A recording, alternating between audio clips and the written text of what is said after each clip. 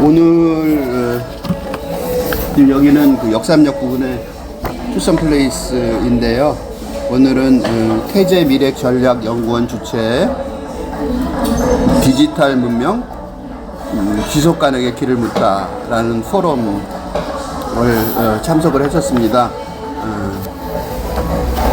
기조발제는 반기문 사무총장이었고 연세대 총장이 사회 겸 토론, 그 다음에 유네스코 사무총장이었던 전 유네스코 사무총장이 토론, 그 다음에 박유연 DQ 인스티튜트 대표가 토론을 한 내용입니다.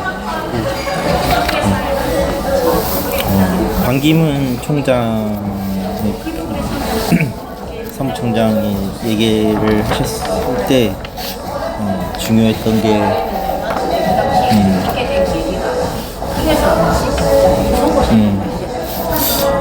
이 서스테이너빌리티에 대해서 얘기를 많이 했는데, 근데 그거랑 또 한 가지 더 얘기한 게 어떤 근대적인 효율성, 이피션시를 같이 얘기하셨던 것 같아요.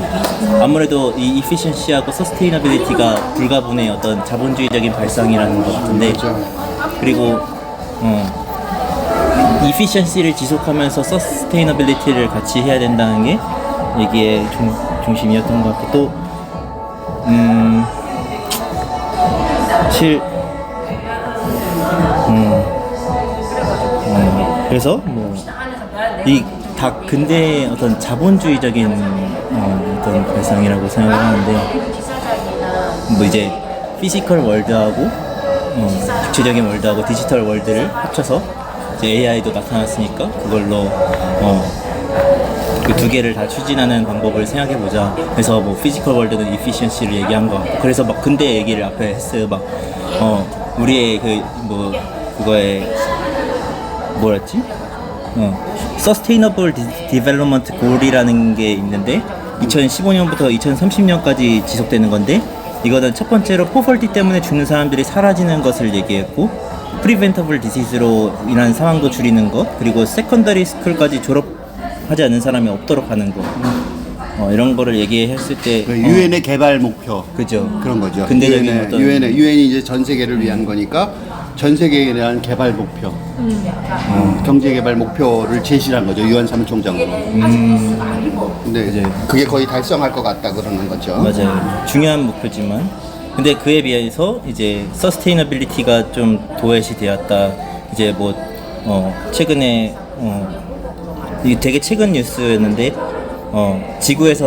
지구 평균 온도가 가장 높은 온도를 찍었다고, 17.1도를 찍었다고 7월 3일 뉴스에 이렇게 나왔었고, 세계 평균 온도니까 무지 높은 거. 그죠. 엘니뇨 현상이 엄청 심해지면서 그런 얘기가 나왔던 것 같고, 또 그라운드 워터를, 지하수를 너무 많이 사용해서 지구의 자전축이 틀어졌다. 그거는 이제 최근에 서울대에서 서울대 연구팀이 해낸 거예요. 맞아요. 그 사람들이 다 깜짝 놀란 거죠. 지금 인류세가 진짜 왔다. 왜냐하면 인류가 영향을 준, 지구 전체에 영향을 줬으니까 지질의 시대 하나로 인류세를 말할 수 있다는 증거를 제출한 거예요. 그러니까 엄청난 얘기, 그 발견이에요. 그게. 그래서 그런 의미에서 인류세라는 용어를 아직 못 쓰고 있거든요. 근데 그런 증거들이 확실해지면 인류세다. 중생대 이런 것처럼 중생대 밑에 세잖아요. 맞아요. 그 중에 인류세라고 말할 수 있는 증거가 발표된 거죠. 엄청난 발견이에요. 그래서 중요한 질문은 이제 AI가 휴머니티를 무조건 설브해야 되는가였던 것 같아요. 그래서 그러면 안 된다. 인간이 무조건 AI를 통제해야 된다는 식으로 말씀을 하셨는데, 근데 또 그런 얘기를 하면서 또 중요했던 거는 이제 인간의 개념으로 AI를 무조건 이해할 수 있어야 된다라고 하면서, 저는 뭔가 AI의 언어가 있잖아요. 컴퓨터 언어를 인간에 이해할 수 있도록 그런 번역을 해야 된다는, 어떤 이런 인간의 상상력으로 번역을 해야 된다는 얘기로 받아들였는데, 그게 AI의 핵심 과제다. 그런 얘기가 아마도 중심이었던 것 같아요.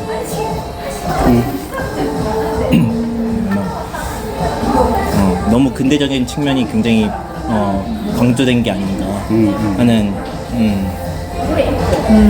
정식이한 얘기에 우선 좀 토를 붙이면 그 근대 자본주의의 그 아담 스미스의 그 얘기가 분업론이잖아요.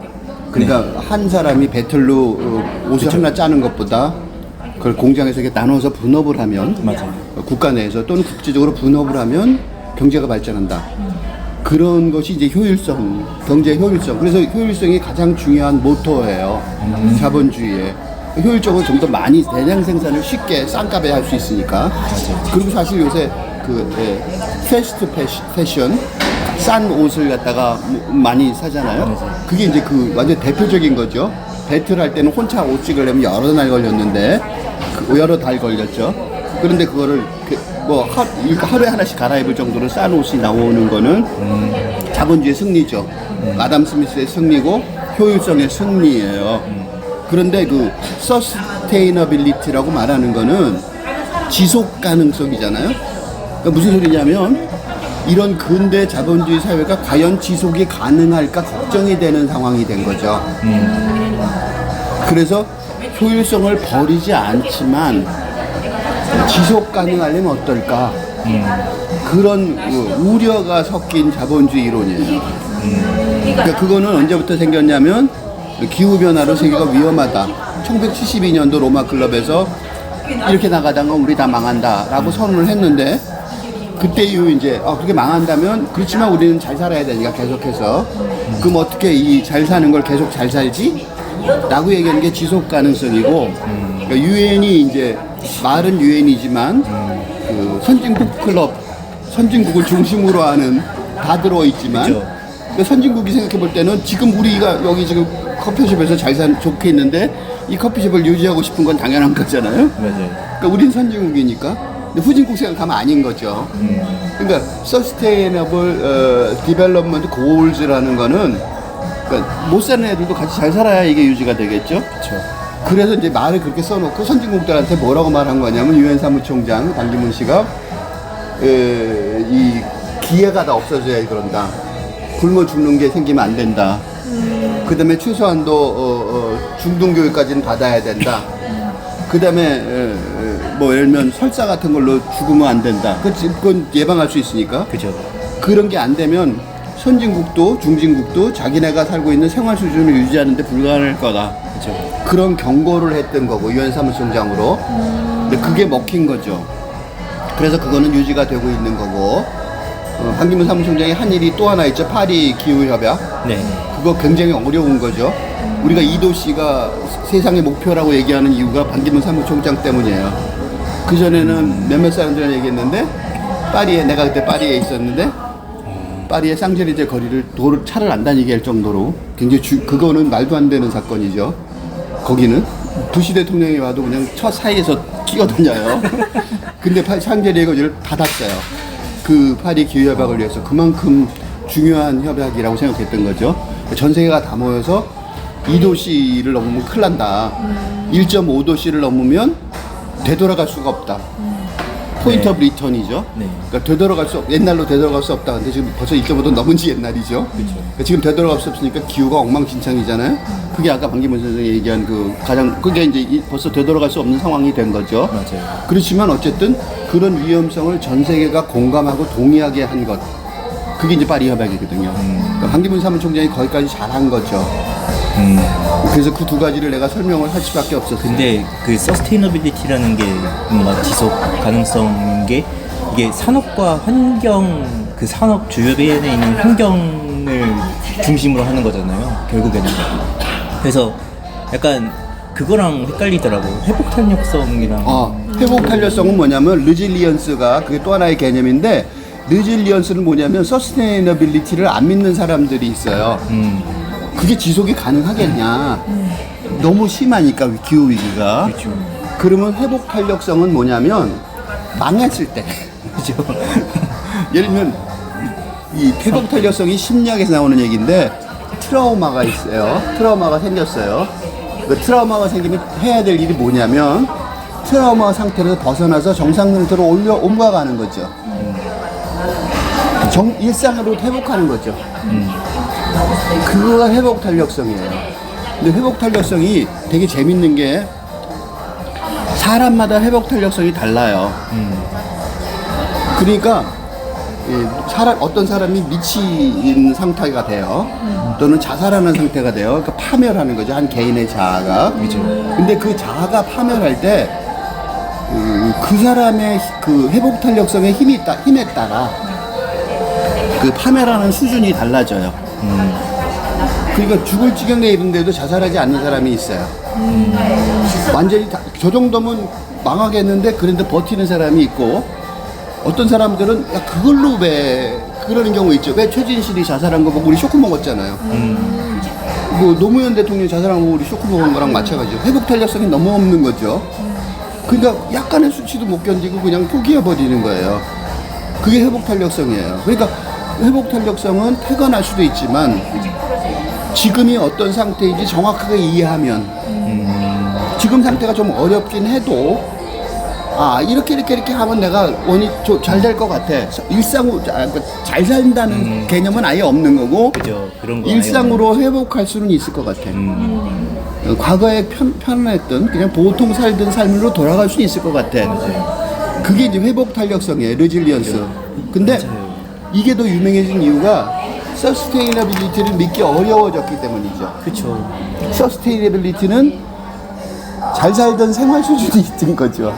그건 전제가 우리 그래도 괜찮게 살았던 수준이 있어요. 그걸 유지하는 거예요. 서스테인은 뭐냐면 수준을 유지한다 그런 뜻이거든요. 그러니까 이거는 그러니까 좀 약간 아직도 배부른 기전이 좀 있는 거죠. 맞아요. 근데 리질리언스라는 단어가 최근에 나오는 이유는 안기문 사무총장이 재직하실 때보다 상황이 훨씬 안 좋아졌어요. 그러니까 이제 안기문 사무총장님은 아직도 서스테이너빌리티를 얘기를 하시고, 그분은 근대주의자니까. 그리고 근대국가의 수장이었잖아요. 근대국가들의 모임이었으니까. 선진국이 지원해서 받은 그 총장이 된 거고, 형님분을 설득해서 기후 협약을 한 거고. 그러니까 그분은 근대주의자시니까 아직도 서스테이너빌리티를 얘기하지만 우리가 지금 어떤 중요한 책들 이런 얘기들에 나오는 중요한 책들을 보면 그 얘기는 쏙 들어가고 이제 맞아요. 너무 그것도 너무 꿈 같은 희망인 거죠. 그것도 중요한, 그러니까 레질리언스 얘기를 하는 거예요. 그래서 되게 중요한 얘기를 정식군이 했는데 이 세 단어 efficiency, 그다음에 sustainability, 그다음에 resilience를 어떤 학자나 글이나 어떤 회사나 어떤 사람이 말을 할 때 어떤 단어를 중시하는지 보면 그가 지금 어느 정도까지의 인식 수준에 와 있는지 알 수 있는 거죠. 그치? 그죠. 효율성을 얘기하는 회장님이 있으면 이 사람은 지금 기하급수적 연구 성장을 굳게 믿고 있는 사람이죠. 그죠. 그러니까 아담 스미스를 믿고 있는 거예요. 고전적 근대주의자예요. 근데 서스테이너빌리티를 말하는 사람은 무슨 소리냐면 그게 좀 위험하다. 반성하는 거죠. 그러니까 복지국가론. 약간 불안하니까 복지국가론 같은 걸 생각하고, 가난한 사람도 생각하고 타자도 생각하고 이런 사람은 이제 서스테이너빌리티 얘기하겠죠. 그렇죠. 그런데 이제 레질리언스 얘기하는 사람은 난경을 경험하는 사람이에요.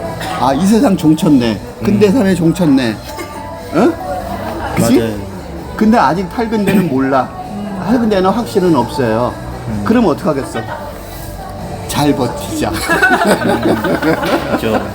망하지 말고 죽지 말고, 무슨 일 생기면, 예를 들어 한 대 맞으면 레질리언스 다시 일어나고. 그러니까 길거리가 홍수로 가득 차면 또 털고 또 도로 정비하고 다시 사는 게 레질리언스잖아요.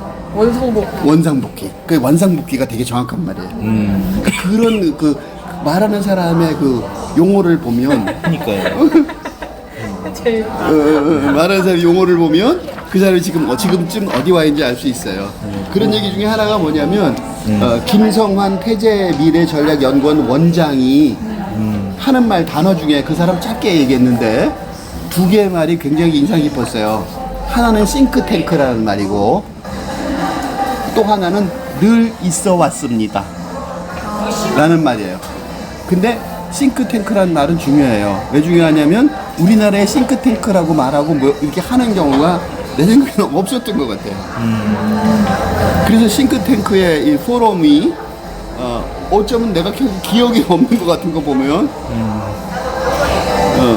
굉장히 중요한. 그래서 우리가 이거는 좀 이 토론 내용 자체는 마음에 안 들지만 이 틀 자체는 내가 의미가 있다고 생각해서 그래서 이 얘기를 하는데 그거 하나인데 그렇지만 이 두 번째 늘 있어 왔습니다가 내 생각에는 굉장히 문제라고 생각해요. AI 뭐 이런 도전 앞에 뭐라고 얘기하냐면 늘 있어 왔었던 위기입니다. 즉 별거 아닙니다. 우리가 잘 생각하면 넘어갈 수 있습니다. 라는 전제가 깔려 있는 거예요. 늘 있어 왔습니다라는 말에. 그러니까 전형적인 근대주의자죠. 이 세상은 안 무너질 거고, 물론 이게 이제 SK 지원을 받는, 대기업 지원을 받는, 보니까 최정희 연구소랑 같이, 학술 연구소랑 같이 있는 거 보니까 SK하고 관련이 있는 것 같은데, 이 모임, 이 고등 연구소가. 근데, 그러니까 대기업 입장에서 보면 세상이 왕창 무너진다고 얘기할 수는 없겠죠. 그렇죠. 그런 거지만, 그래서 이제 반기문 사무총장이 굉장히 중요한 거죠. 전형적인 고전 근대 자본주의를 옹호하는 사람이니까. 그래서 늘 있어 왔습니다는 말을 듣는 순간, 얘기가, 늘 있어 왔습니다를 얘기를 넘어서는 얘기를, 만약 나 같은 사람이 얘기는 받아들이기 어렵겠구나. 맞아요. 그런 생각을 했습니다. 내가 생각할 기회를 충분히 줬어. 아니, 반기문 총장 전 유엔 사무총장님이 기조발제를 하실 때 처음에 계속 얘기하신 게 지금 계속 얘기했던 게 서스테이너빌리티잖아요. 그래서 근데 이제 이게 사실 여기 우리 지금 포럼 온 제목은 디지털 문명이고 AI가 핵심 주제인데 여기 이 포럼에서 사실 얘기한 거는 다 경제학적으로 어떻게 우리가 이 자본주의 위기를 이겨낼 거며 맞아. 그리고 그거를 이제 교육이나 제도면에서 어떻게 할 거냐 이런 차원이었잖아요. 그래서 근데 그나마 이 반기문 전 사무총장님 기조발제에서는 그래도 이제 이게 그 얘기를 하세요. 중간에 potential adverse effect가 concerns 걱정된다, 염려된다, concern된다. 그러면서 그러니까 근대주의자인데 그러니까 그런 얘기를 한다는 게 그게 나는 존경스럽죠. 맨 처음에 시작할 때도 나는 디지털 문명 잘 몰라요. 그렇게 얘기하면서 말하는데 다른 지혜형 오는 발표자들보다 맞아요. 훨씬 더 해안을 갖고 있다는. 앞을 보고 계시는 느낌이 들었어요. 그러니까 뒤에 사람들은 최근 세대고 이 사람은 옛날 세대고. 옛날 사람인데 오히려 더 먼 미래를 보고 계시는. 그러니까 지금 말한 것처럼 그러니까 얼마나 그치? 맞아요. 그래서 역시 유엔 사무총장 아무나 하는 건 아니구나. 맞아. 그런 생각을 했어요. 맞아요. 그래서 그 얘기 하시는 걸 보고 뭔가 다르다 했는데 이제 근데 안타까운 건 마지막에 또 끝나는 게 이제 rethink how our economy work 이러면서 그렇게 이제 다시 경제학적으로 돌아가서 그 뉴클리어 에너지처럼 이 도구로 사용하는 거예요. 테크놀로지를 컨트롤해야 된다고 그래서 그 얘기로 이제 마무리하고 끝나시거든요. 맞아요. 이게 근데 사실 지금 현실적으로 저희 핵 문제 전혀 컨트롤 안 되고 있고 그죠. 오염수 문제로 날리고 뭐 하나 제대로 이렇게 분석되거나 과학적으로 입증된 것도 하나 없는 상태에서 어떻게 하냐 지금 그 진행 중인데 그런 문제 그거 잘 컨트롤 되고 있는 것처럼 얘기를 하시고 이제 이 AI 문제도 그렇게 될 수 있다고 그래도 전망을 그쪽으로 보고 계신다는 점에서는 좀 믿음이 좀 덜 가는 그런 것 때문에 좀 걱정이 많이 되는 기조 발제였어요. 근대 이념 이데올로기라는 게 이데아 그러니까 완성된 그 세상의 체제를 믿는 거죠. 유토피아를 믿는 거죠. 그러니까 근대주의자들은 아까 말한 것처럼 위기는 늘 있어 왔습니다.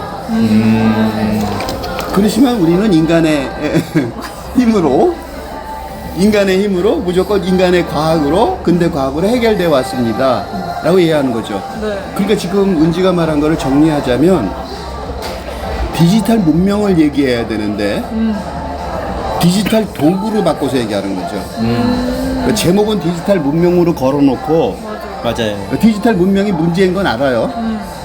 근데 그 문제를 해결할 능력이 없으니까 은근슬쩍 디지털 도구로 바꿔서 설명을 해요. 그러니까 이거는 착각이, 그래서 우리가 끝까지 안 있다가 중간에 빠져나왔는데 디지털 도구 얘기를 계속 할 것 같아서. 맞아. 근데 이 반기문 사무총장보다 뒷사람들은 더 하죠. 맞아요. 아예 노골적으로 디지털 도구 얘기만 하고 있어요. 그러니까요. 디지털 문명 얘기는 아예 안 하고. 그러면 제목을 왜 디지털 문명으로 걸었는지 모르겠어요. 그러니까 그게 잘못이라는 거죠. 네. 그렇지만 반기문 사무총장의 좋은 점이 뭐냐면 그런 얘기를 많이 해요. 뉴 패러다임 맞아요. for economy. 맞아. 뉴 프레임work. 뉴 프레임워크 for economy 라는 얘기를 많이 하고 두 번째로 컨센서스가 필요하다는 얘기를 많이 해요. 맞아요. 그 두 개는 굉장히 중요한데 이코노미 뒷단어는 틀렸지만 문명인데 시빌리제이션 그래야지 왜 이코노미라고 그래요? 근데 그 이코노미는 틀렸어요. 맞아요. 근데 앞에 뉴 패러다임은 맞았고 맞아요. 컨센서스도 좀 맞았어요. 맞아요. 그러니까 이분이 이게 지금 새로운 패러다임이라는 사실의 위협을 제일 잘 느끼고 있는 것 같아요. 응? 그렇죠. 그 단어를 되게 많이 언급하셨어요. 그러니까 이유랑. 그러니까 그런 걸 굉장히 중요시 여기고 그리고 이게 문제라는 걸 알고 있는 거죠. 그래서 무슨 얘기를 할 수 있었냐면 처음에 AI 얘기하면서 AI가 그 SDG Sustainable Development Goals를 Make it faster. AI make it faster.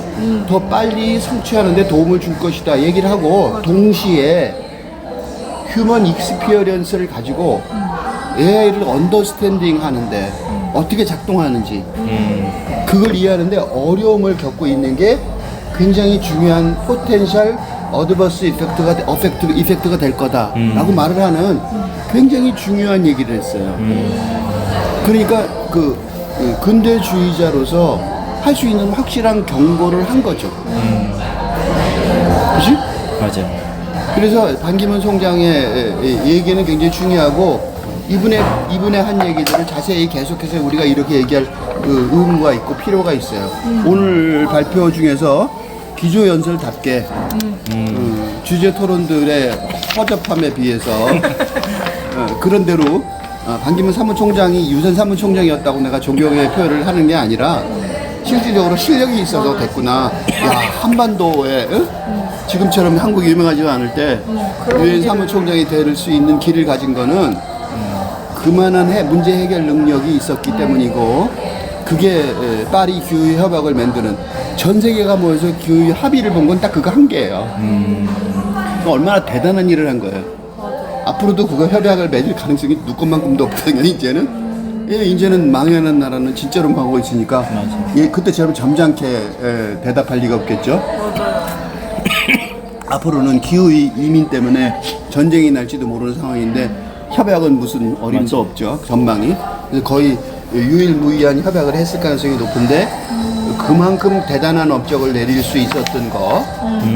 그리고 그 기후 문제를 해결하기 위해서 이 저개발 중진 국가들의 기본적인 문제를 해결해야 되는 그 서스테이너블 디벨롭먼트 골들을 제시한 거 그런 것들은 세계 평화 소위 말하면 유엔이 할 수 있는 세계 평화의 길을 열어가는 어떤 중요한 길을 열어주었다. 그래서 두 번이나 유엔 사무총장을 대안이 없었겠죠. 그런 정도의 그거를 볼 수 있었다고 생각해요. 반기문 사무총장에 대해 조금 더 얘기하면 좋을 것 같아요. 그래서.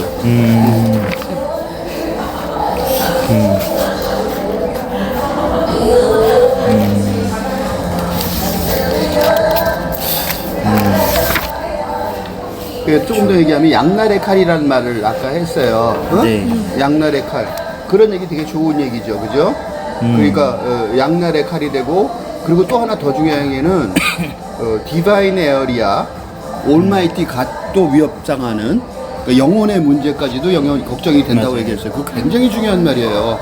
이게 문명의 위협이라는 걸 아는 거죠. 그러니까 단순히 그냥 뭐 경제적으로 뭐 이렇게 얘기했지만 사실은 자기가 이 디지털을 잘 몰라서 이 문제에 대해서 정확하게 얘기를 안 한다 그러면서도 이게 영혼의 문제까지도 된다 라는 얘기를 정확하게 했어요. 그 디바인 에어리아 올마이티 가세 문제를 내가 언급하는 거다 라고까지 얘기했기 때문에 그건 굉장히 중요한 얘기고, 그래서 그 전에 무슨 얘기하냐면 국가 안보에 영향을 미칠 크리티컬 디시전 메이킹에서 미스 저지먼트를 판단을 잘못할 수 있다. 핵폭탄을 잘못 쏘고 뭐 그런 일이 벌어질 수 있는 거죠. 뭐 그런 위협을 느낀다. 그것도 굉장히 정확한 지적이에요. 그러니까 두 개 다 굉장히 정확한 지적이고, 그러니까 아직 그 AI 시대를 잘 모르시는 그런 게 익숙하지 않은 분이긴 하지만 그럼에도 굉장히 중요한 얘기를 했어요. 맞아요. 뭔가 정말 아직 그 기술에 대해서는 잘 이해를 못 하시는 게 당연한 거고, 하지만 되게 좋은 지적을 했다고 느껴지는 게 이 뭔가 변화의 정도라는 측면에서 봤을 때 어느 정도의 위기가 있을 때 어느 정도의 변화를 받아들여야 우리가 극복할 수 있는가라고 했을 때 여기서 두 가지를 제시하셨던 것 같아요. 그 Profit Advance Fund 뭐라고 이제 이윤을 내는 거예요. 이게 efficiency의 얘기죠. 이제 take, make, waste 하는 그거랑 그거에 이제까지 이어왔던 거라면 그거랑 좀 다르게 얘기하셨던 게 circular economic 모델이라고 했던 것 같은데 new paradigm is for circular system 그래. 그런 이런 중요한 얘기.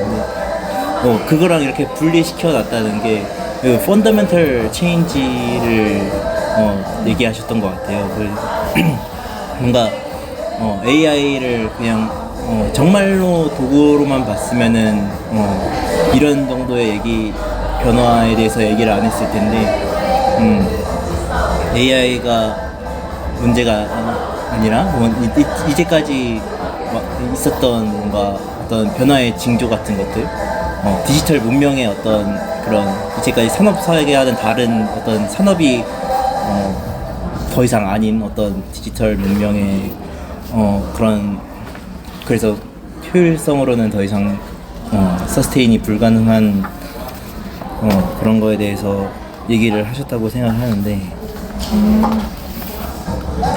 여기서요 그 디지털 문명이라고 얘기하고 아까 내가 디지털 그걸 도구로 쓰는 경향이 있다라고 얘기했는데 특히 서큘러 이코노미 때문에 내가 얘기하는 거예요. 그 리니어 이코노미, 직선적으로 기하급수적으로 발전하는 경제가 아니라 순환 경제여야 된다 라는 건 굉장히 중요한 얘기인데 이 단어를 다른 사람이 또 썼어요. 토론자가. 맞아요. 근데 그건 아닌 것 같아요. 그 뭐 리유스 한다는 거잖아요.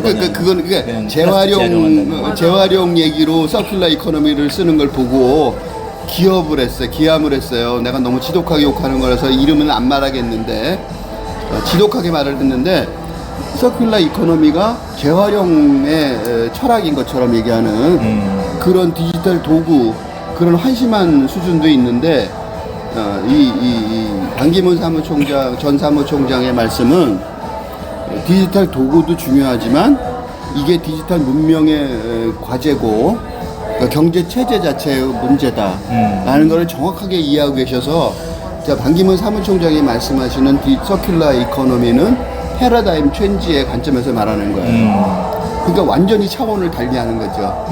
그러니까 같은 용어를 써도 그 용어를 어떤 담론 구조 속에서 어떤 총체적인 담론 구조 속에서 말하는가에 따라서 말의 힘이 달라지는데 나중에 토론자 중에 한 분이 하시는 그 리사이클링을 잘하자는 서큘러 이코노미의 그 저차원에 비하면 반기문 사무총장의 서큘러 이코노미는 둘 다 액션에 대해서 이제 얘기를 했지만 얘기했지만 반기문 사무총장의 이 말씀은 디지털 문명의 관점에서 경제를 포기할 수는 없으니까. 그러니까 나는 경제를 얘기하시는 것도 괜찮다고 생각해요. 왜냐하면 기존의 성장을 포기하고 탈성장으로 갈 수는 없거든요. 세계가 다 무너져 버릴 테니까. 그죠. 그래서 경제를 얘기를 안 할 수는 없지만 이 포월의 관점, 그러니까 포함하면서 지금 시대의 이런 직선적 기하급수적 경제 발전 상황을 포함하면서 어떻게든 그거를 포함하는 새로운 경제 담론이 필요하다는 관점에서 순환 경제론을 말할 수 있는 거잖아요. 아직 그 구체적인 대안은 없지만 맞아요. 그건 없는 게 당연하죠, 이분은. 근데 이제 문제는 이제 후배들도 그게 없다는 게 문제죠. 그렇죠. 그래서 그걸 용어로 쓰고 쓸데없는데 재활용의 근거로 그 순환 경제론을 쓰는 그런 한심한. 싱크탱크에 대해서 얘기하고 있는데. 그러니까 그거는 좀- 패러다임에 대해서 얘기하고 있는데. 그러니까 그거는 너무 한심한 거지만 그래도 이 반기문 사무총장의 차원에서 말하는 건 좀 다른 거예요. 맞아요. 그래서 우리나라의 차기 대통령 후보 중에 한 분이었었는데 요새는 어떻게 되는지 모르지만 이 여론조사 때서 그래서 그 정도의 차원에서 생각하고 계시니까 그 정도의 차원에서의 직위도 의논이 되는구나 라는 생각을 했어요. 이 정도 만약에 국가 수장인데 이 정도 생각하면 굉장히 많이 생각하는 거죠. 맞아요. 그러니까 그래서 이분이 그렇게 그런 식의 여론조사에 위에 선 적도 있었거든요, 옛날에. 그래서 그런 말이 나올 만한 그런 어떤 그 문명적 해안 지혜를 갖고 있는가 아닌가 그렇게 좋게 생각했어요. 그래서 이분한테 내가 대답을 들을 수는 없지만 그렇지만 그런 정도의 사람이라는 거를 파악할 수 있었습니다. 해볼까 이제 다음 걸로 마지막으로 한 번 더. 이 반기문 전 사무총장님이 이제 이분이 얘기하고자 하는 그 담론의 범위가 이제 미래 지향적이라는 걸 알 수 있었던 게 또 이제 염려하시는 범위가 플래넷하고 피플이었어요. 맞아요. 그러니까 그냥 이 순환 경제를 얘기한 것도 그냥 우리나라만의 어떤 그런 순환 경제가 아니라 진짜 이 지구 전체를 염려하는, 그래서 지구 온난화 얘기도 꺼냈었고 그렇게 그 비전이 크다는 거를 볼 수 있었는데, 근데 또 그때 또 얘기했던 단어가 디인터컨택티넥스라고 그랬었거든요. 그러니까 이제 사실 이제 그동안 이제 국제 사회를 하면서 경제를 얘기할 때는 글로벌 경제를 얘기하면서 분업 사회를 더 글로벌하게 넓게 퍼뜨리는 게 그게 글로벌 사회였는데, 그렇죠. 근데 이제 반기문 총장님이 전 사무총장님이 얘기했던 이 디인터커넥티드네스는 오히려 그거랑 이 분업을 끊어버리자는 얘기처럼 들렸었어요. 그러니까 이제 그런 글로벌 경제랑 완전히 다른 차원에서 얘기를 하고 싶어 하는 그게 느껴지는? 그래서 그래서 이제 그냥 경제 지속 가능성에 대해서 많은 얘기가 나왔지만 이게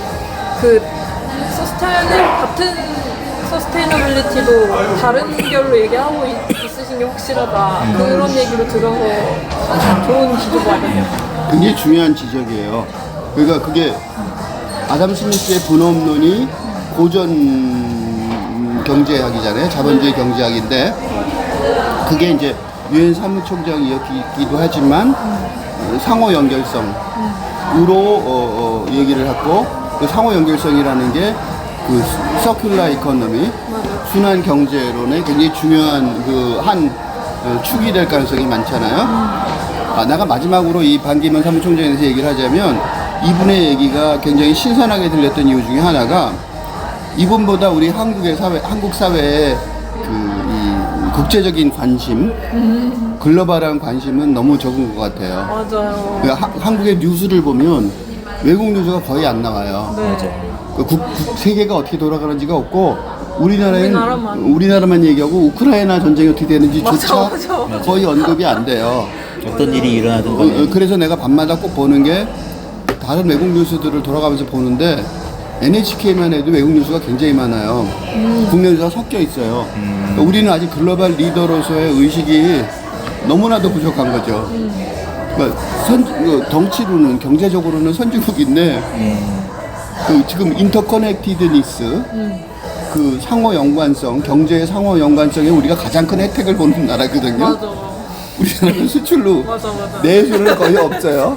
맞아요. 왜냐면 가수들도 한국에서 버는 게 아니라 외국에서 벌어야 되는 이런 상황인데도 불구하고 외국 팬들이 한국에 오면 신기해하는 거죠. 걔들 왜 왔어? 맞아. 외국 팬들을 잘 다뤄야 된다. 이런 식의 기사가 나요. 맞아. 그게 서로 인터커넥티드니스의 개념, 서큘러 이코노미의 개념에서 보면 너무 웃기는 거죠.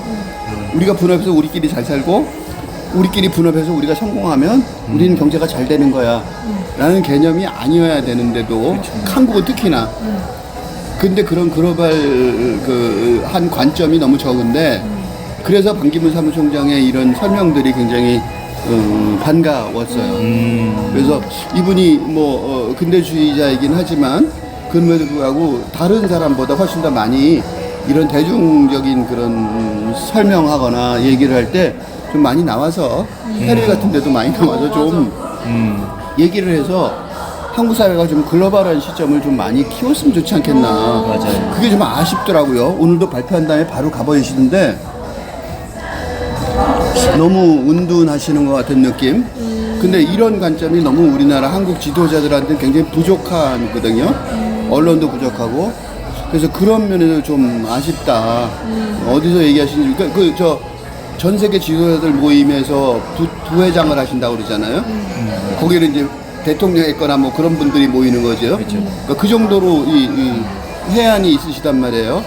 근데 그게 이제 한국 사회에서 발언이 안 된다는 게 한국 사회에서 반기문 사무총장의 이게 이런 오늘 얘기도 나는 처음 들었는데 그러니까 이게 내가 처음 들을 정도로 나는 이런 데 관심이 좀 있는데도 불구하고 이런 게 좀 너무 반기문 사무총장 이 기회에 좀 많이 나오셨으면 좋겠다. 그래서 이런 얘기를 하는 사람들이 좀 많이 늘었으면 좋겠다. 그게 이제 한국 사회, 한국 언론에, 한국 여론에 한국의 사태를 설명하고 분석하면서도 그 인류적인 관점에서, 세계적인 관점에서, 인터커넥티드니스의 관점에서 생각을 하는 게 중요하지 않을까. 한국의 환율이 올라가고 내려가고 예금이 뭐 늘고 줄고만 얘기하지 전 세계적인 어떤 관점에서 얘기를 하고 우리가 좀 손해를 보더라도 쉽게 말하면 국가적으로는 좀 손해고 개인적으로는 좀 세뇌지만 인류 전체를 위해서 세계 전체를 위해서 우리가 왜 손해를 봐야 되는지를 이해할 수 있을 정도까지 되어야 되는데 그게 이제 선진국일 텐데 그런 자격에서는 너무나도 부족하기 때문에 그래서 이 분의 발표를 좀 유심히 들었고 그런 면에서 굉장히 나는 한국 사회에 필요한 분, 유용하다 그렇게 생각이 들었어요. 두 번째 김용학 전 연세대 총장의 얘기를 주제 토론 이어서 해보려고 그러는데 주제 토론 제목이 The Demise of Community How Digital Technology Could Destroy Democracy. 그러니까 공동체의 몰락이죠. 쇠퇴, 데미즈. 디지털 기술이 민주주의를 어떻게 파괴하는가, 파괴할 수 있는가 라는 제목의 발표였어요. 네.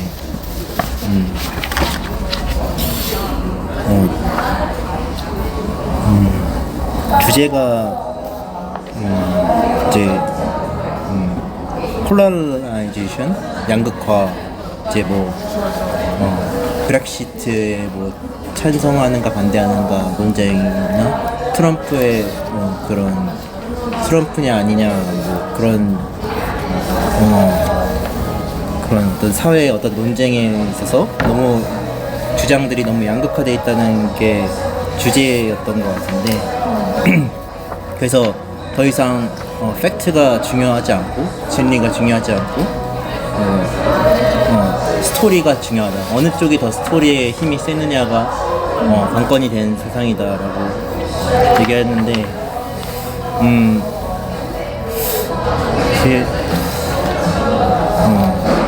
폴라라이제이션의 이유에 대해서 이제 얘기를 할 때는 조금 공감이 안 되는 부분이 있었어요. 뭐 이제 폴라라이제이션이 필터 버블, 뭐 AI 알고리즘에 의해서 이제 뭐 유튜브나 뉴스 같은 거에 이제 갇혀 있다 보니까 뭔가 전혀 중립적이지 않은 그런 의견을 가지게 된 것이다 모두가 뭐 그런 얘기를 하셨는데 물론 맞는 얘기긴 하지만 사실 폴라라이제이션의 이유는 AI뿐만이 아니라 사실 어떤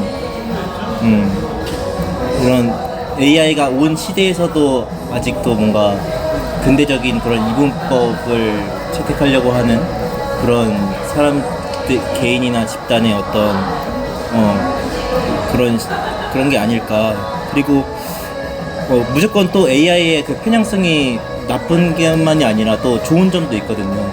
마이크로소프트에서 그 킴킴이라는 그 이제 분이 얘기하셨던 건데, 어떤 그 쇼핑몰에서 뭐 이제 빅데이터를 이용해서 이제 어떤 산모가 아이를 낳고 있다는 걸 알고 그 산모에게 아이를 낳을 때 정말 좋은 그런 제품들을 소개해준 그런 케이스를 소개해주면서 빅데이터도 좋은 식으로 활용을 자기는 아예 그게 뭐냐면 그거 이제 정확한 얘기가 뭐냐면 집에 어떤 집에 임신 관련 그 정보를 보냈어요. 쇼핑몰에서 그거 임신 관련 안내서를 보낸 거죠. 네. 그 아버지가 엄청나게 분노를 했어요. 왜냐면 그러니까 네가 뭔데 우리 집에 임신을 했다 그러냐. 그래서 쇼핑몰에 그걸 방문을 했어요. 이 사람이 또 열렬 갔는데 사실은 딸이 임신을 하고 있었어요. 아버지는 몰랐던 거죠. 근데 그런 SNS 그걸 분석을 통해서 그 쇼핑몰의 커스터머들이니까 그 사람들이 그래서 이게 필요하겠구나 하고 자동으로 보낸 거예요. 그러니까 거꾸로 아버지는 모르는 딸이 몰래 숨겨놓은 임신 사실을 그 쇼핑센터는 알게 된 거죠. 그러니까 이거는 무슨 소리냐면 가족 간의 얘기도 못하는 거를 도와줄 수 있다. 그러니까 그게 이제 양날의 칼이 그거예요. 그러니까 자기가 숨겨야 되는 프라이버시한 얘기들을 다 들통나게 해버리는 문제가 발생을 했지만 또 하나는 보호받아야 될 사람이 보호를 못 받는데 자동으로 보호를 해주는 그런 길도 벌어지니까 그러니까 그거는 양날의 검이라고 말할 수 있는 거죠. 그러니까 좋은 점도 틀림없이 있어요. 맞아요. 그러면 만약 그게 아버지한테 안 가고 딸한테 갔다면 딸은 굉장히 좋은 정보를 얻었겠죠. 맞아요. 그게 우연히 아버지한테 갔으니까 그거는 원래 뭘로 나오냐면 AI가 문제다는 사례로 학계에서 썼어요. 처음에 최초의 AI 문제다 이러고 막 요새는 안 쓰는데 너무 낡은 자료라서 최초에는 그게 쇼킹했단 말이죠. 우리 비밀을 다 아네. 요새는 그게 아니라 모두 다 알죠. 맞아요. 요새는 그러니까 둔감해졌어요 사람들이. 근데 처음에는 개인정보가 그렇게 나간다는데 분노하면서 그 사례를 많이 썼는데 난 그걸 보면서 그런 생각이 들었어요. 저게 딸의 손에 들어갔다면 아버지 손에 안 들어가고 그러면 딸은 말도 못하고 있는데 지금 그죠. 근데 자기 건강을 보호하지도 잘 못할 텐데 그러면 근데 그런 정보를 보면서 내가 이런 걸 준비하고 이렇게 할 수 있겠구나 라는 가능성을 열어줄 수도 있잖아요. 그렇죠. 그러니까 그게 나쁜 사례인지 잘 모르겠더라고요. 학자들은 그냥 나쁜 거에 너무 꽂혀서 그때는 개인정보의 피해 이런 얘기가 굉장히 심했었거든요. 처음에는 그러니까 그런 얘기가 나왔던 거지만 사실은 나는 거꾸로 들었어요. 거꾸로 그걸 반대로 생각할 수도 있는 거 아닌가? 그렇게 생각했는데 지금은 사실은 뭐 그런 건 다 밝히고 뭐 그죠? 뭐 SNS에 자기 밥먹은까지 올리는 파인데 뭐 맞아요. 숨기는 거 없이 뭐 지금은 완전히 달라졌죠, 그죠?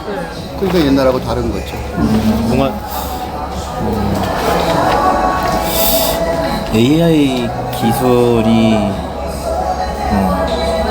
정말 정말 중요한 게 뭘까라고 생각했을 때는 사실 AI 기술이 중요한 게 아니라 여기 AI 기술이 바꿔놓는 좀 더 촉진하는 어떤 우리 시대의 어떤 새로운 시대의 뭔가 도래라고 해야 될까. 그게 더 중요한 게 아닌가. 뭔가 이전에도 AI 같은 것들이 있었다는 거죠. 마이크로소프트나 애플이나 구글이 이제 들어오면서 뭐 할리우드도 그렇고 이제 이미 그것들이 세상을 지배하기 시작했었잖아요. 그것도 그렇고 이제 우리 생활에서 이제 휴대폰이 존재도 정말 잃어버리면은 우리가 정말 난처할 정도로 이미 깊숙이 들어온 어떤 하나의 정말 큰 브레인인데 AI가 들어온다는 거는 그만큼 뭔가 앞으로 우리 생활 전반에 지배하게 될 어떤 디지털 문명에 대해서 얘기를 하는 건데, 그리고 또 약간 그런 거에 대해서 그냥 반도체 기술을 이제 우리나라는 보수적으로 약간 반도체 기술을 이제 인재를 양성해야 된다는 이런 말만 하고 있었잖아요. 뭐 여기는 아예 통제를 해야 된다 이런 얘기밖에 안 알고 있지만 뭔가 그런 얘기보다 이게 어떻게 보면 새로운 제국주의인데 새로운 형식의 제국주의. 옛날에는 뭐 기업이 직접 가서 트레이드를 하는 거였지만 지금은 트레이드라고 하지만 그때 당시에도 착취였었죠. 근데 지금은 아예 아니잖아요. 이게 어떻게 보면 모두에게 도구가 주어진 거잖아요. 그리고 모두에게 그런 착취의 틀이 주어진 거란 말이에요. 근데 그거 자체가 착취뿐만이 아니라 그럼 어떻게 보면 뭐랄까 또 다른 어떤 생산성을 주고 있다는 건데. 민병철인가 왜 김병철인가 왜 다 이름이 다 무슨 사회였는데? 다 지금 같은 사람 이름 기억을 둘이 같은 사람 생각하고 있을 것 같아요. 피로 사회. 한병철. 한병철. 한병철이 한 얘기가 그거예요. 옛날에는 노동자들이 그 피로 사회에서 노동자들이 사회에 의해서 열심히 했다면 지금은 게임 이론을 도입해서 자발적으로 피로하게 만드는 피로의 극한이 되도록 노력하는 과로사까지 이르게 하는 맞아요. 그런 사회라는 거죠. 그런 얘기가 굉장히 지금 말한 게 바로 그런 얘기일 텐데, 그지? 그런 얘기에서 옳고 그거가 지금 김용학 총장의 발언보다는 훨씬 더 중요한 얘기죠. 사실은. 맞아요. 그래서 이런 얘기를 하고 싶었는데 이게 사실 뉴스 칼럼에서 주요하게 얘기가 되는 부분인 것 같은데. 근데 이번에 이제 정치에 관해서만 자기는 민주주의가 파괴되는 거에 대해서만 얘기하겠다고 그랬으니까 저 주제를 한계를 뒀으니까 뭐 그런 얘기 안 했다고 뭐라 그러긴 좀 곤란하죠. 그렇죠. 이 AI 기술자가 어떻게 보면 새로운 시대의 정신에 부합해서 그 가치를 이루어가야 될 텐데 아직은 뭔가 근대 세상에 사상을 답습하기 때문에 그래서 플레이풀하게 되고 게임 이런 이름이 나오고 아직 그런 거라고 생각이 되고 이 AI가 결국 탈근대적인 도구로 바뀌게 된다면 그것도 중요한 얘기다. 한병철의 얘기를 좀 도식화하자면 그걸 내가 좀 쉽게 다시 풀자면 네. 근대 사회에서는 정통 근대 사회에서는 워크 일하는 것하고 플레이 이게 구별돼 있었죠. 그렇죠. 그래서 이분법이죠. 그래서 주중 주말이 있어요. 휴가가 있고 맞아요.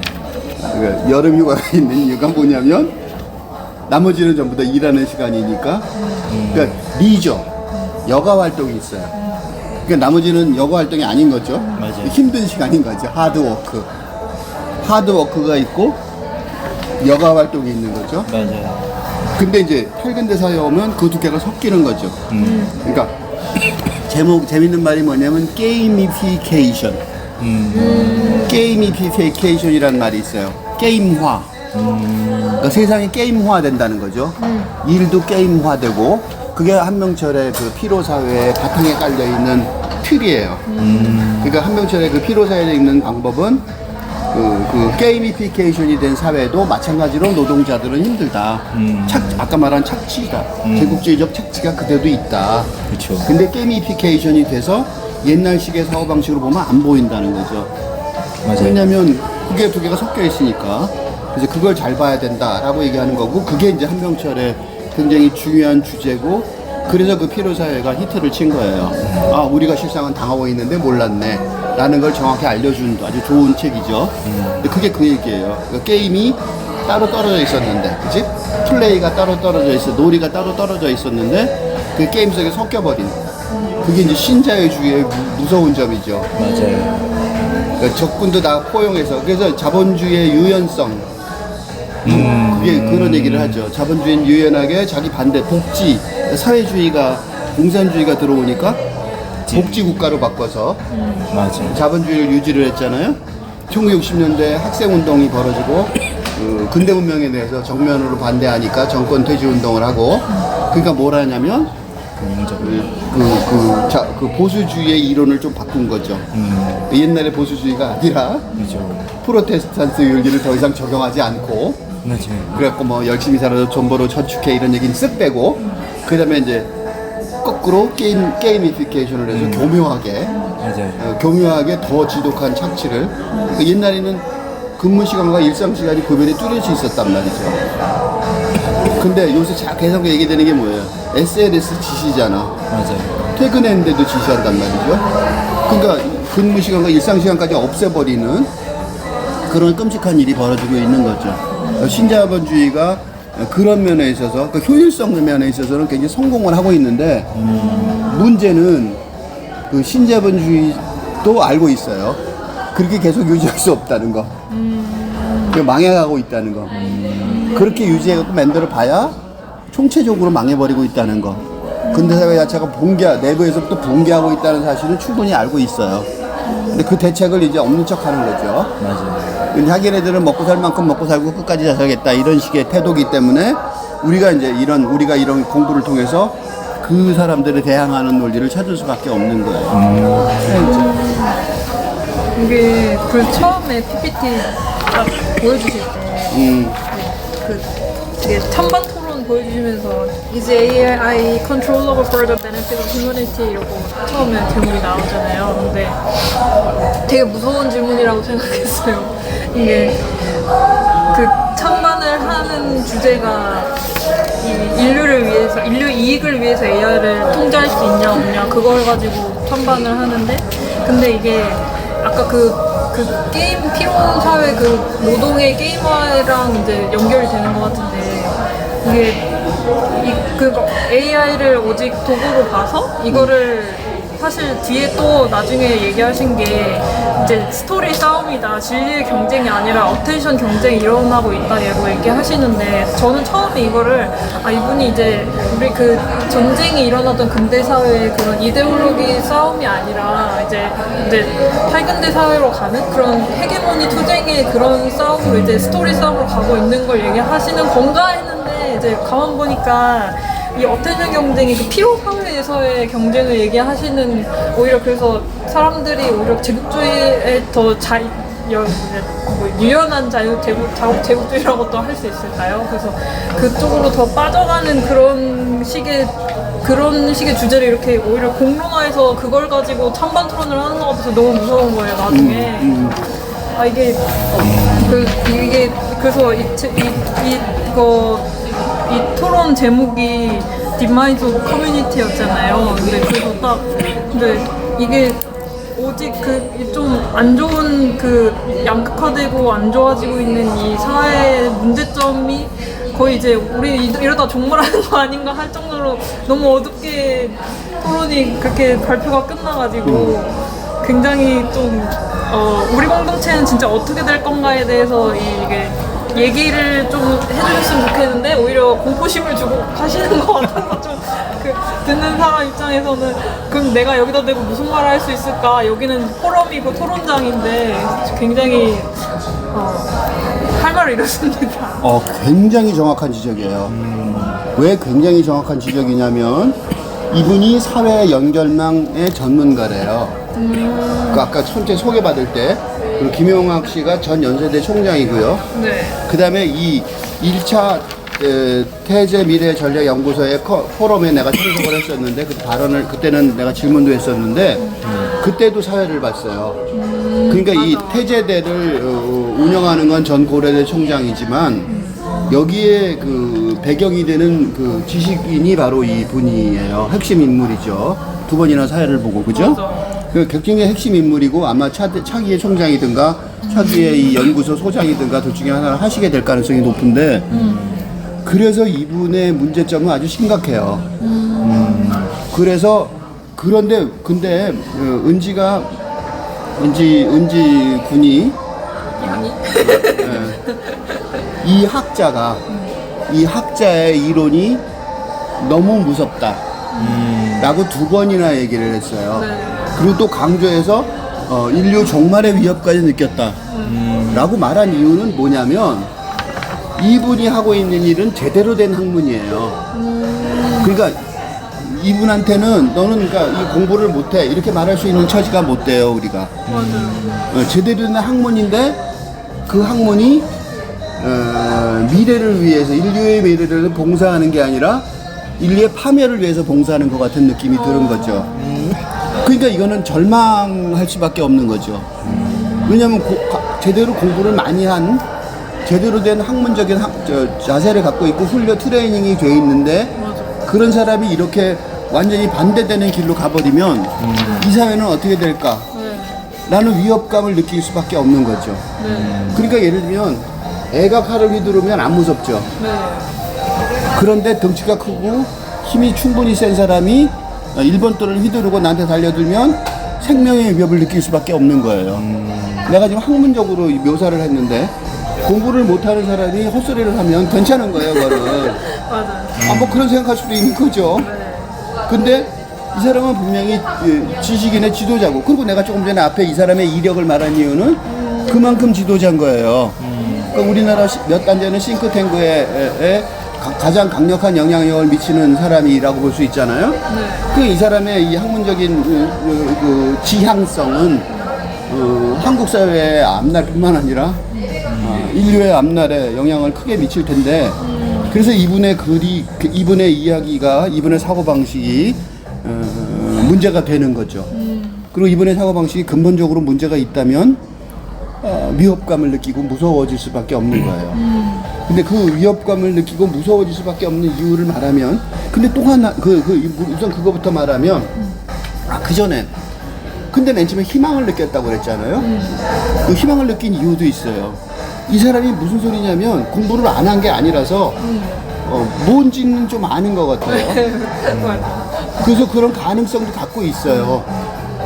이런 토론을 하는, 이런 지금 오늘 같은 토론을 해서 내가 이거를 태제 미래전략연구소에 보낼 생각이 있는데, 이분이 좀 보고, 특히 난 다른 사람보다 이 김용학 전 총장이, 연세대 총장이 보고 좀 생각이 바뀌었으면 좋겠다는 생각이 제일 많아요. 그래서 이 토론도 사실은 이분을 향한, 어떻게 보면 다른 얘기보다 이분을 향한 그 얘기일 수도 있는데, 좀 길게 자세히 얘기하려고 그래요. 이분에 대한 비판은. 처음에 보시면 그 디지털 테크놀로지에 대한 토론 얘기를 하면서 컴퓨토피아하고 디스토피아 얘기를 했어요. 두 개를 비교를 했어요. 그러니까 인터넷이 처음 나왔을 때 컴퓨토피아, 컴퓨터 유토피아가 될 건지 아니면 컴퓨터 디스토피아가 디스토피아가 될런지에 대해서 토론이 있었다 그러면서 두 가지가 뭐라 그러냐면 두 가지가 다 섞여 있다라고 말을 해요. 지금 무슨 소리냐면 포월의 역사학이죠. 그러니까 컴퓨터피아를 말하는 사람들은 기본적으로 근대주의자죠. 그러니까 근대주의로 유토피아가 올 거라는 거죠. 그러니까 근대적인 발전을 통해서 유토피아가 올 거라고 얘기하는 거죠. 인터넷도 그런 도구 중에 하나고, 그래서 우리가 유토피아가 올 거야 라고 얘기하는데 동의하는 사람들이니까 분명히 근대주의자들이에요. 그러면 디스토피아 사람들은 그런 컴퓨터가 근대주의적인 발전이 그 앞날이 어둡다고 얘기하는 거죠, 일방적으로.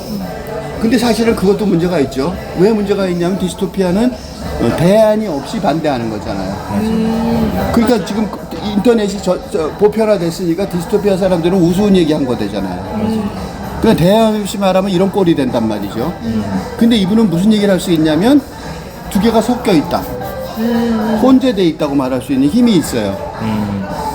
그러니까 근대적인 사고방식의 발전이 이루어지는 것은 맞지만 그게 그대로 가면 안 되고 그거를 일부는 초월하면서 가야 된다는 것까지 아는 거죠. 그러니까 제대로 된 분석의 능력이 있는 거죠, 학문적으로. 근데 문제는 이거는 이제 이 사람의 문제라기보다는 학문 전체의 문제예요. 학문 세계 전체의 문제예요. 그래서 내가 야인으로 이런 식으로 토론을 하는 거예요. 왜냐하면 이걸 학문 세계에 들어가면 나같이 얘기하는 거는 동의할 리가 없어요. 그 사람들은 분노를 할 때 할 뿐이니까.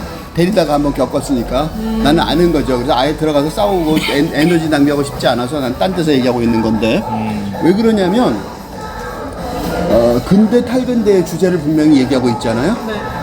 근데 그러면 그거는 엄청난 총체적인 담론이 전환하는 주제잖아요. 그렇게 얘기했는데 놓고 궁극적으로 무슨 얘기하냐면 아주 특정한 작은 전문 내용을 갖고 맞아. 얘기를 전개를 해요. 맞아. 그러니까 용두산이죠, 쉽게 말하면. 그러니까 엄청난 얘기를 해놓고 그러면 자기가 엄청나게 맨 처음에 그 제안을 했으면 그 문제에 맨땅에 헤딩하듯이 잘 모르겠어도 정통으로 부닥쳐야 되는데 나는 사회 연결망 전문가야. 그러니까 난 요것만 얘기할래. 근데 더 한심한 거는 이분이 거기서도 무슨 얘기하냐면 데모크라시만 갖고 얘기하겠다는 거예요. 그래서 뭘 얘기하냐? 페이크 뉴스. 맞아요. 나 폴리티컬 폴라라이제이션. 그러니까 정치적 양극화 얘기만 하겠다는 거예요. 그러면 앞에 거창한 얘기를 시작하지 말았어야죠. 그러니까 연박 작전을 쓰는 거죠. 난 이런 것까지 얘기하는 대단한 학자야. 그래놓고 정작 한다는 소리는 아주 세부적인 내용만 얘기하는 거예요. 그럼 왜 사회를 보냐고. 그리고 왜 총장을 했냐고. 그리고 왜 말하자면 태제 문화 미래 전략 연구원을 이끌어갈 생각을 하냐고요. 그래서 위협을 느낀다고 생각하는 거예요. 쉽게 말하면 그릇이 작아요. 근데 이 사람이 그릇이 작은 것 같지는 않아요. 능력을 볼 때. 말하는 거나 학문적으로 분석하는 능력을 볼 때 그릇이 작은 것 같지는 않아요. 그 나는 무슨 생각이냐면 위선의 냄새까지 느껴진다고요. 좀 자기한테 어렵고 힘들고 도전하기 어려운 주제이긴 하지만 그런 큰 문제가 있는지 알면서 그 문제는 누군가 딴 사람이 해결하겠지 라고 얘기하고 자기는 아주 소수의 얘기, 소수의 주제만 갖고 얘기를 해요. 그 중에 하나가 뭐냐면 자기가 디지털 DT Caused the Crisis of Democracy라는 영상에서 그러니까 디지털 테크놀로지가 그러니까 디지털 문명이 Crisis of Democracy 민주주의의 위기를 caused 그거의 원인이 되었다고 말하면서 가장 중요한 얘기가 뭐냐면 필터 버블이 아니라 마지막에 있는 배틀 러브 스토리즈예요. 맞아요. 그리고 그게 이 사람의 주제예요. 그래서 이야기들의 전쟁이다. 아까 얘기했죠? 네. 이야기들의 전쟁이라고 얘기를 해요. 그러면서 어텐션 비즈니스로 넘어가요. 맞아요. 그런데 이야기들의 전쟁이라는 단어 가만 생각해 보세요. 말이 묘한 말이에요. 이야기들의 전쟁이 아니에요. 배틀 오브 디스코시즈예요. 담론 전쟁이에요. 그러니까 이야기는 뭐냐면 스토리라는 거는 누군가 한 사람이 하는 이야기죠. 개인적인 하는 또는 소수 집단의 일부의 얘기란 말이죠. 네. 그 이야기들이 전쟁해봐야 뭐가 되겠어요? 해결이 안 나겠죠. 사실은 이렇게 쓰면 안 되는 거예요. 담론 전쟁이에요. 근대 담론이 탈근대 담론의 전쟁이라고 얘기하면 맞는 거죠. 그러니까 지가 스스로 슬쩍 이거 되게 웃기는 거예요. 그럼 요전에 설명을 했어야 되는 거예요, 솔직하게. 배틀 오브 디스코시스를 말해야 되는데 아직 능력이 안 되니까 배틀 오브 스토리즈만 내가 검토하겠습니다. 이렇게 얘기하면 맞는 거예요. 내가 아까 위선이란 냄새를 얘기한 이유가 그거예요. 본인이 이걸 못 느낄까 이런 생각이 들어요, 학자로서. 그죠? 네. 문제가 뭐냐면 이게 이렇게 얘기하는 바람에 연구 분석하는 방식이 틀려버려요.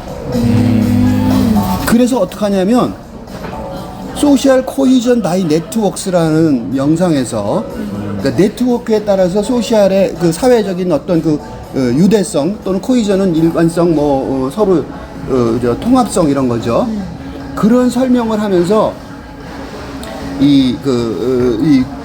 그 갈등들이 어떻게 서로 크로스 커팅하는지, 네.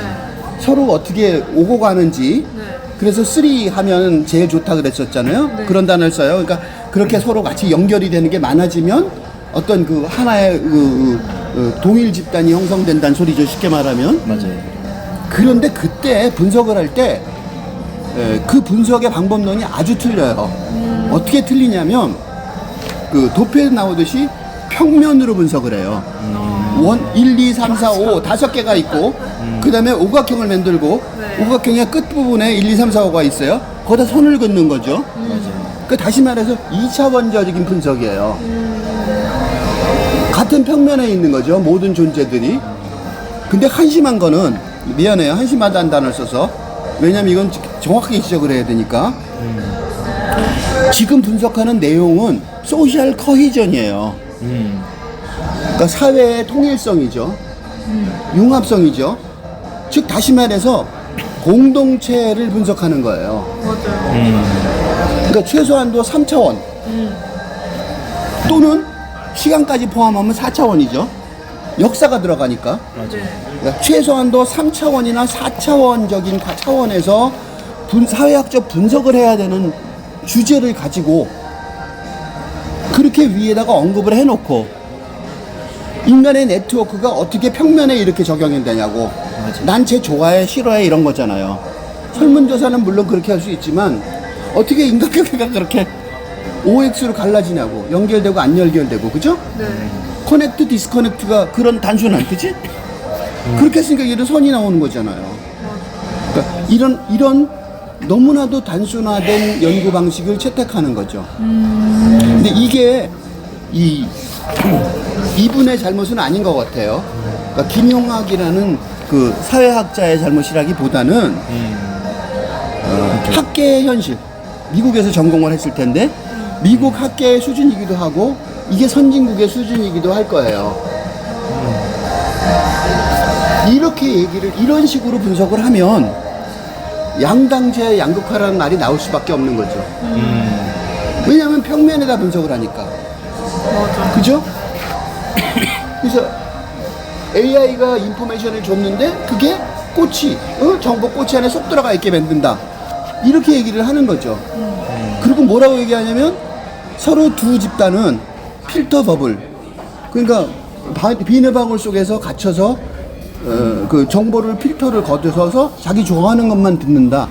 그러니까 서로 두 집단은 양극화돼서 다른 세상에서 다른 언어를 쓰고 있다. 그러니까 양극화되는 거다. 라고 말을 하고 있어요. 내가 그걸 보면서 무슨 생각을 했냐면 내가 그거를 들은 적이 있어요. 다른 세상에서 다른 언어를 쓰고 있다는 걸 생각한 적이 있어요.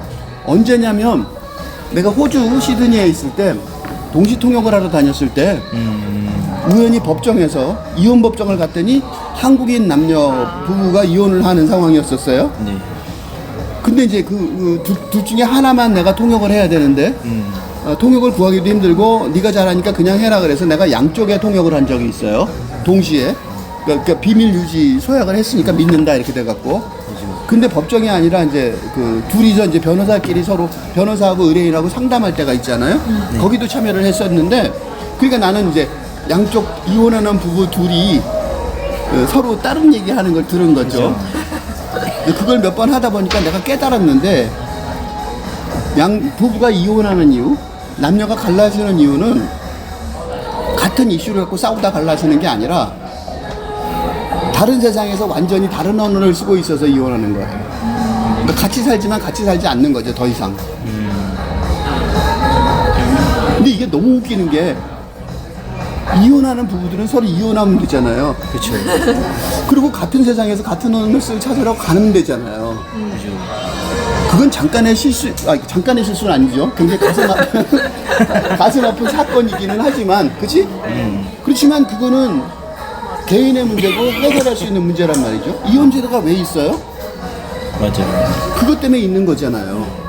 근데 지금 검토하는 문제는 전혀 다른 문제예요. 이 공동체에서 둘이는 갈라지고 그러고 싶죠. 그게 뭔지 아세요? 갈라지고 싶은 사람들이 그게 무당파예요. 양당에 어디 투표할지 결정 안 한 사람들이에요. 그게 50%가 넘어요, 양쪽 나라에. 그러면 이것만 있는 것처럼 분석하는 거잖아. 네. 오직 오직 이것만, 이게 분석이 잘못된 거죠. 더 중요한 분석은, 그지? 맞아요. 이혼하고 다른 얘기라고. 그러니까 이혼을 연구하고 있는 게 아니라고, 우리는. 개인적인 의견 차이를, 내가 이혼 얘기를 왜 했냐면, 개인적인 의견 차이를 분석하고 있는 게 아니라고요. 극단적인 개인적인 의견 차이 때문에 이혼을 할 수는 있어요. 그건 개인의 문제이기 때문에 우리가 그 문제를 해결하기 위해서 이혼이라는 사회 제도가 있어요. 충분히 가능하다고 생각하는 거죠. 뭐 사랑하는 사람들이 아무리 가슴 아파도 헤어지잖아요. 모든 유행가가 뭐예요? 사랑하는 사람들이 가슴 아픈 걸 위로해 주는 거잖아요. 얼마나 많은 사랑하는 사람이 헤어졌으면 그런 유행가들이 유행을 하겠냐고요. 그러니까 충분히 가능한 일이라는 거죠. 그렇지만 공동체 연구에 그 똑같은 논리를 적용한다는 건 너무 어이가 없는 거죠. 단순화도 지독한 단순한 거죠. 너무나, 그러니까 학자 편의주의적 단순하는 거죠. 그래 놓고 뭐라고 하냐면 옮겨가기가 쉽다는 거예요. 이게 옮겨가기가 쉬워서 결국은 양극화가 된다는 거죠. 어? 의견이 옮겨가기가 쉬워지니까 결국은 양극화된 의견으로 집단 분열을 한다. 이렇게 결론을 내려요. 좀 이상. 도대체 이게 무슨 소리야? 이게 되는 거죠. 왜 그러냐면, 뭐가 잘못됐냐면, 그러더니 뭐라 그러냐면, 조지 오웰의 1984년도에 그 소설에서 네. 이미 이런 사태를 예견했대요. 그럼 1984년도가 1984년도가 아니에요. 조지 오웰의 책 나온 거는 50년 넘었어요. 100년 전쯤 되죠. 그죠? 그러니까 100년 전의 예언이 지금 실현됐다고 말하는 거잖아. 이건 너무 무책임한 거 아니에요? 왜 그러면 조지 오웰의 1984년도에 나온 양극화가 지금 벌어졌는지에 대해서 얘기하는 게 중요한 게 아니라 그 1984년도하고 어떻게 다른 분열인지를 검토하는 게 중요한 거 아니에요. 그죠. 그죠? 내가 그걸 보면서 무슨 생각을 했냐면 햄릿이 극중극을 하면서 햄릿이 극중극을 하면서 클로디우스가 진짜로 자기 형을 귀에다가 독약을 넣어서 죽였는지를 확인해야 될 거 아니에요?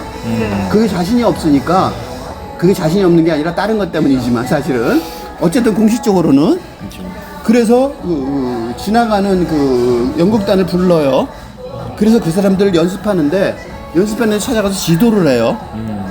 자기가 원하는 시나리오가 있으니까 그걸 지도를 하면서 뭐라 그러냐면, 연극엔 종류가 많아. 트레지디, 코미디, 트레지 코미디, 이런 말을 해요. 이 김용학 교수보다 훨씬 뛰어난 거죠. 1984년도의 예언이라고 말하면 트레지디예요. 그죠. 인류가 비극에 처하겠다는 거죠. 양극화로 망해야겠다는 거잖아요. 근데 지금 세상은요, 트레지 코미디예요. 햄릿이 이미 얘기했다고. 맞아요. 자기가 처한 상황은 트레지디, 그 사람은 진짜 트레지디죠. 그 햄릿은 대표적인 트레지디예요. 비극이잖아. 근데 햄릿이 뭐라고 그러냐면 자기에게는 트레지디가 아니라 트레지 코미디라고 얘기한 거예요. 맞아요. 그러니까 햄릿이 트레지 코미디였기 때문에 진정한 트레지디가 된 거예요. 벌써 아주 오래전에 17세기에 이미 한 얘기예요. 인용할 거면 햄릿을 인용했어야죠. 그쵸. 조지 오웰을 인용할 게 아니라. 이건 뭘 뜻하냐면 양극화된 의견의 집단 분열이 이 김용학 교수가 분석한 사회학적 어떤 분열 때문에 일어난 게 아니라 독사 때문에 일어난 거예요. 독사. 그 기존의 그 잘못된 여론을 따라간 것 뿐이죠. 그지? 그러니까 근대 이분법적 이론, 양당제, 그거밖에 없으니까. 그러니까 당연히 정당을 유지하려면 양당제를 유지할 수밖에 양당제를 따라갈 수밖에 없는 거죠. 그래서 나 약간 무당파 얘기를 한 거예요. 응? 그래 놓고 여기서 어떻게 나가냐면 더 한심한 거는 이런 것들이 AI가 그래서 이렇게 돼갖고 에덴 동산의 뱀처럼 사람들을 이불을 속이는 것처럼 속일 거다 이거지. 그게 유권자라고 생각하는 거예요. 근데 에덴 동산의 뱀은 더 한심한 비유예요. 에덴 동산의 뱀처럼 우리가 그러면 이렇게 당한다는 거잖아요. 유권자들이. 유권자들을 뭘로 보고 하는 소리입니까? 그러니까. 졸로 보는 거죠. 유권자들은 아주 패시브한 그냥 바보 같은 무슨 얘기하면 그대로 따라가는. 근데 우리가 커피숍 선정할 때도 그렇게 바보같이 선정 안 해요. 얼마나 현명하고 중요하게 선정하는데요. 그치? 얼마나 까다로운데. 얼마나 까다로운데요. 그러니까 능동적이고, 그치? 특히 촛불혁명의 나라예요. 우리는 정치가를 전 세계에서 무혈혁명으로 내려보낸 나라라고. 데모한 것도 아니죠. 무혈혁명으로 내려보낼 수 있는 이런 대한민국 유권자들을 뭘로 보고 AI가 에덴 동산의 뱀처럼 속이면 한국 총선에 앞으로 엄청난 나쁜 형량을 유리할 거다. 자기 권론에, 자기 이야기에 의하면, 자기 이론에 의하면 라고 말하는 거는 너무나도 무시하는, 그래서 무섭다 그랬을 거예요. 이런 학자가 이런 얘기로 얘기한다는 거. 이건 너무 무서운 얘기예요. 이 연구하는 게 무서운 거죠. 어떻게 이런 연구를 하고 이런 사고방식을 갖고 있을까가 무서운 거죠. 그죠? 그 중간에 보면 좋은 얘기를 해요. AI가 스토리 메이킹을 하는 거고 라지 랭귀지 모델을 만든다는 거죠. 그런데 그리고 이모셔널 어태치먼트 정동 얘기도 마지막에 해요. 맞아요. 그러니까 뭐 용어들은 안다고. 근데 그거를 굉장히 단순화된 근대적인 연구 방식으로 대학에서 주로 하는 그런 방식으로 축소시킨 다음에 자기 마음대로 자의적으로 해석을 해버려서 굉장히 예언자처럼 엄청난 비극이 올 것처럼 착각하도록 말하는 그 결과를 초래를 했어요. 더 한심한 거는 에덴 동산의 뱀이란 단어 뒤에 어떤 토론자가 또 인용을 해요. 이거를 아주 멋진 단어라고 생각한 거죠. 자기도 듣다가. 맞아. 더 한심한 거죠. 당장 퍼져가라고 있어요. 이렇게. 그럼 누가 AI냐고. 누가 나쁜 영향이냐고. 그렇죠. 본인 아니에요. 그렇죠. 그치? 누굴 욕하는 건지 잘 모르겠어요. 내가 너무 지독하게 얘기를 했지만, 왜냐면 이거는 질상은 무서워할 만큼. 맞아.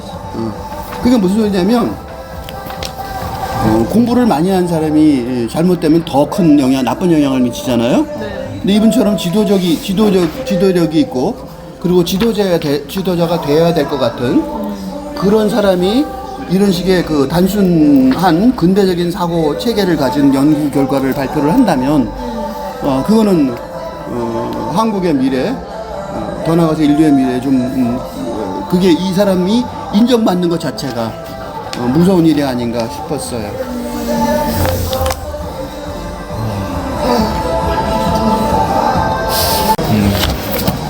네.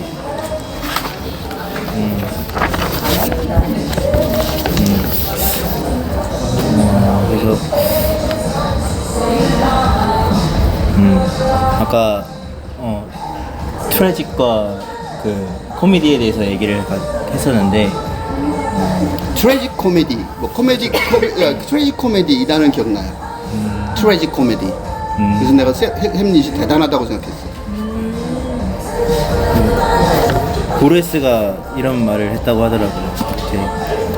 In a time of great peril and promise, 엄청난 위험과 소망이 같이 존재하는 때에는 is to experience both tragedy and comedy. 트래지디랑 코미디를 같이 경험하게 되는데, with the imminence of revelation in understanding ourselves and the world. 그러니까 imminence, 그냥 갑작스러운 뭔가 깨달음과 함께 우리 자신과 우리 세상에 대해서 그런 갑작스러운 깨달음과 함께 같이 경험하게 된다는 거. 보르헤스라는 사람이 팔근대의 대표 소설가죠. 보르헤스가.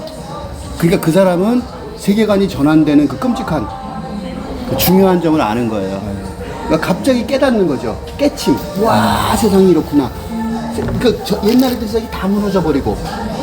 그거 얼마나 비극이에요. 근데 그러면 깨달음이 안 되는 거죠. 그냥 당하는 거죠. 근데 새로운 세계가 팍 열리는 걸 보는 거죠. 그러니까 엄청난 비극도 있었는데 이게 완전히 비극은 아닌 거야. 엄청난 새로운 세상이 열리니까 탄생이잖아, 다시. 보레스 소설이 그래요.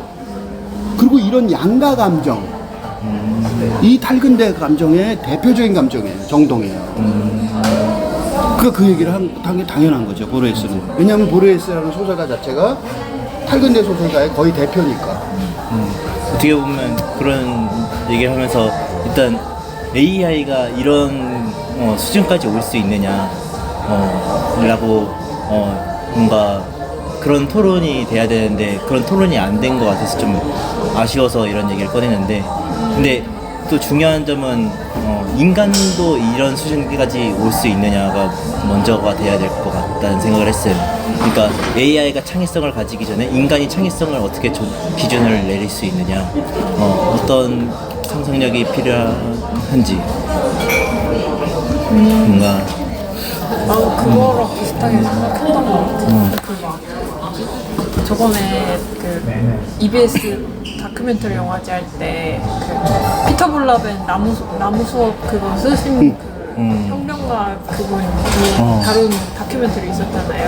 근데 거기에서 느낀 게, 거기서는 이제 나무의 생태계를 존중해서 기존의 인간의 그 생태계하고 다르게 접근을 해야 된다고, 나무만 생태계를 존중해야 된다는 그 완전히 탈근대적인 세계관을 보여주셨는데, 이 AI도 인간하고 다르게 AI만의 생태계가 또 있게 되지 않을까? 그러니까 이제 여기서는 계속 컨트롤을 해야 된다, 인간의 세계에 AI를 집어넣어야 된다는 식으로 나오는데, 사실 지금 우리가 세상이 변하는 걸 따라가면 AI는 AI 생태계를 유지시켜주고 인간은 인간대를 유지시키면서 같이 공존하는 걸 만들어가야 되지 않을까? 그 나무의 생태계랑 같이 공존하려는 그 연구를 하는 것처럼. 근데 여기서는 이제 컨트롤을 하는 게 항상 핵심 용어인 것처럼 나왔었으니까, 좀 내가 그동안 봐왔던 거랑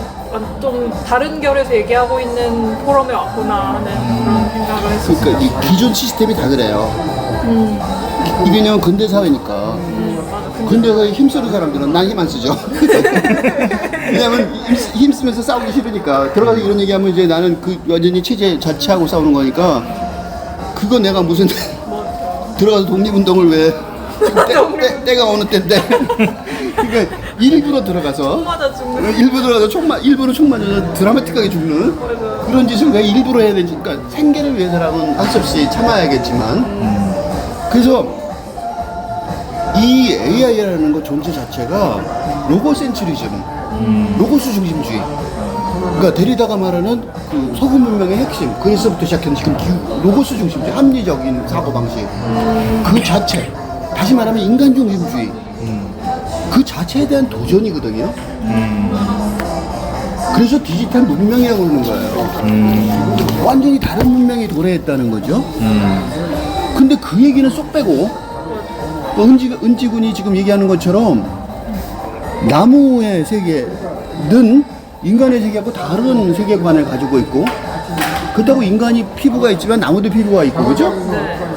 인간이 감정이 있으면 나무도 감정이 있다고 얘기하는 거잖아요. 그러니까 총체적으로 다른 총체성을 가지고 있는데, 나무도 하물며 그런데 AI는 아까 싱귤레리티 얘기했잖아요. 특이점. 그게 뭐냐면, 특이점이라는 말을, 싱귤레리티라는 말을 왜 쓰냐면, 그러니까 컴퓨터의 능력이 인간을 초월해버리는 지점이에요. 그러니까 특이점이 뭐냐면 확 변하는 지점이에요. 티핑 포인트. 딱 꺾이는 지점.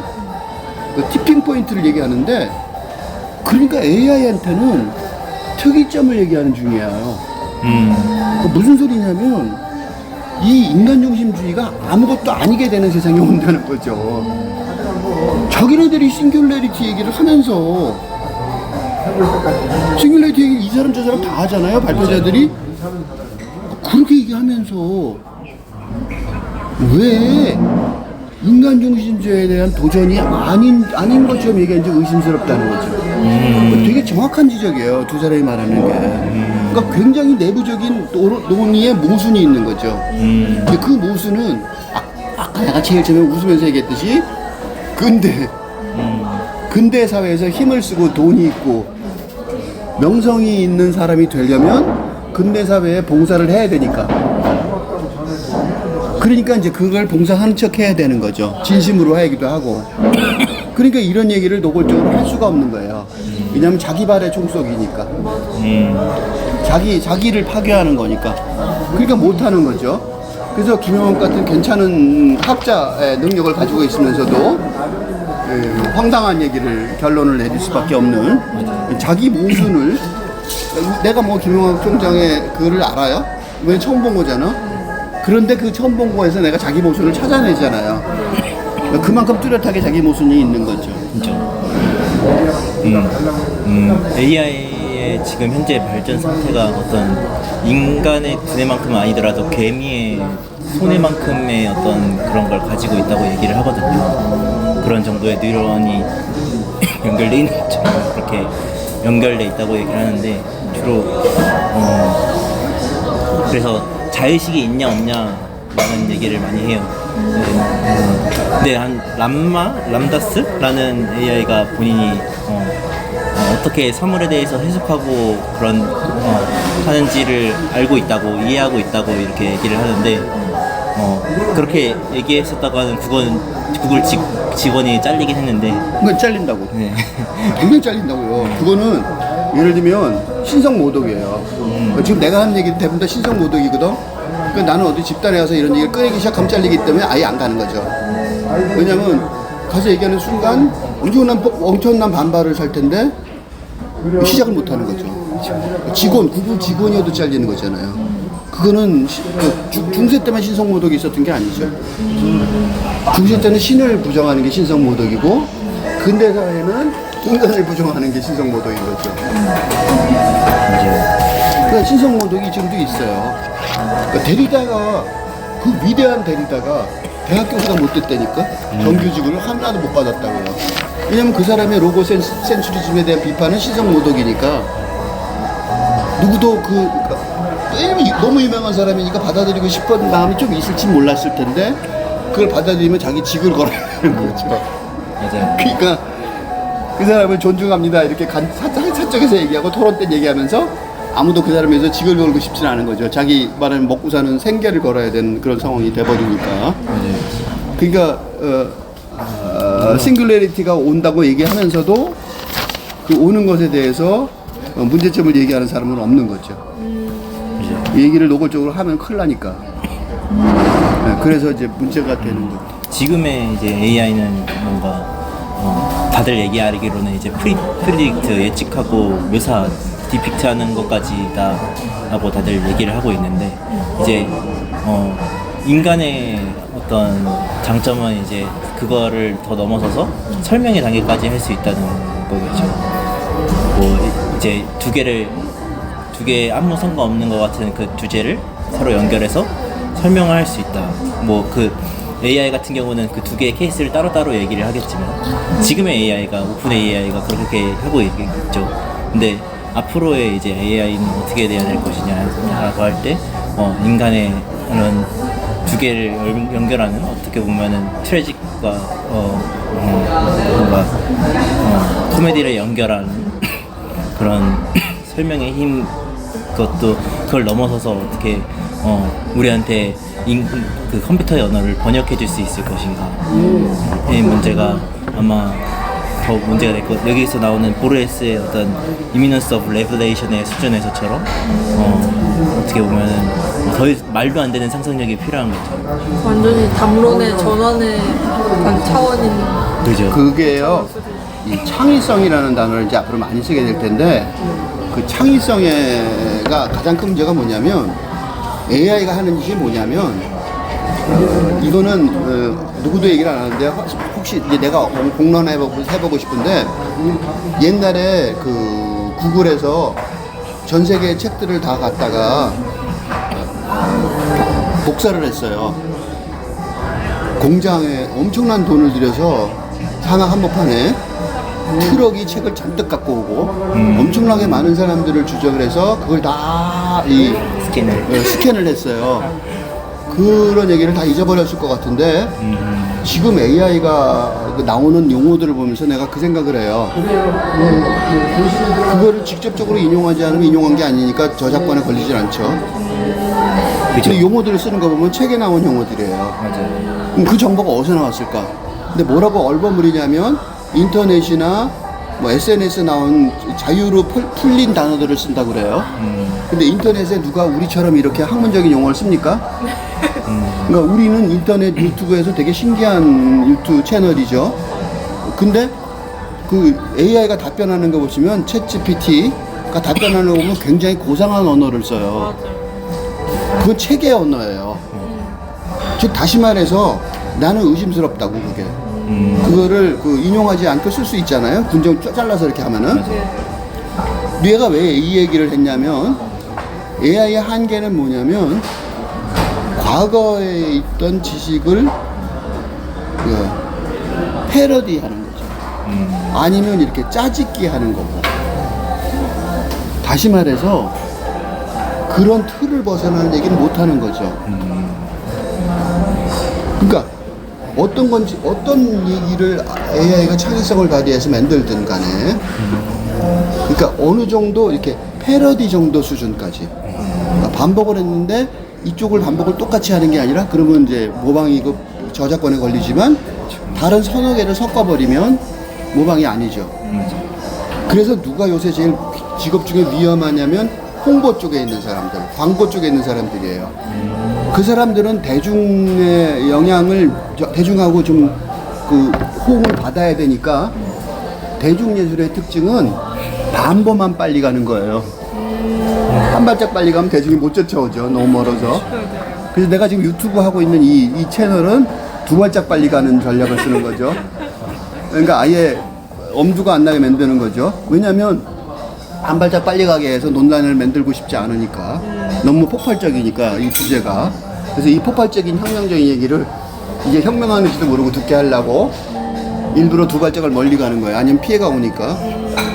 그런데 그래서 요새 광고하는 사람들이 AI 때문에 진짜로 잘려요. 그래서 그 어떤 사람이 잘렸는데 보니까 사유가 AI. 그런 것 중에 많아요. 디자인. 또 대중음악. 대중음악도 약간씩 바꾸죠. 맞아요.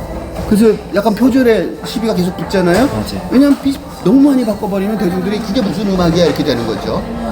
그러니까 적당히 바꿔야 되는 거예요. 적절히. 그러니까 그런 거는 AI가 창의성을 발휘할 수 있단 말이죠. 근데 뭐를 발휘하지 못하냐면 아까 리빌레이션이라는 단어 썼어요. 리빌레이션은 숨겨졌던 시크릿이 폭발하듯 드러나는 거예요. 신의 계시. 계시죠. 다시 말해서 상상을 초월하는 게 나오는 거죠. 그래서 내가 시적 상상력이라는 단어를 좋아해요. 산문적 상상력이 아닌 거죠. 이게 어디서 나온 거야? 어떻게 그런 생각을 했어? 시 같아 라고 말하는 상상력이 필요한 거죠.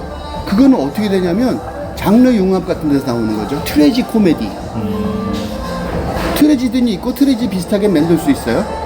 코미디는 있고 코미디 비슷하게 만들 수는 있어요. AI가 두 개를 섞어. 그럼 뭐 그거는 해본 적이 없는 거죠. 완전히 장르를 초월하는 거죠. 그러니까 그런 장르 초월, 그런 창의성만 앞으로 필요할 거예요. 엔니오 모리콘의 음악 얘기 같다. 엔니오 모리콘의 음악 얘기 같죠? 그러니까 그것만이 앞으로의 인간에게 필요한 창의성일 거고 그때쯤 되면 우리가 하는 이런 얘기들이 아주 어렵다고 포기하지 않고 왜냐하면 너무 복잡하죠. 그 자체가. 그러니까 우리가 하는 이런 얘기들이 굉장히 중요한 얘기가 되는 거죠. 그리고 당연히 공부해야 될 기본 커리큘럼이 돼야 되는 거죠. 그래서 내가 조건 없는 학교라고 붙인 거야. 이런 학교가 필요할 텐데 그럼 이 학교를 통과하는 사람들은 인간다운 우아한 직업을 얻게 되겠죠. 그죠. 나머지는 뭐냐?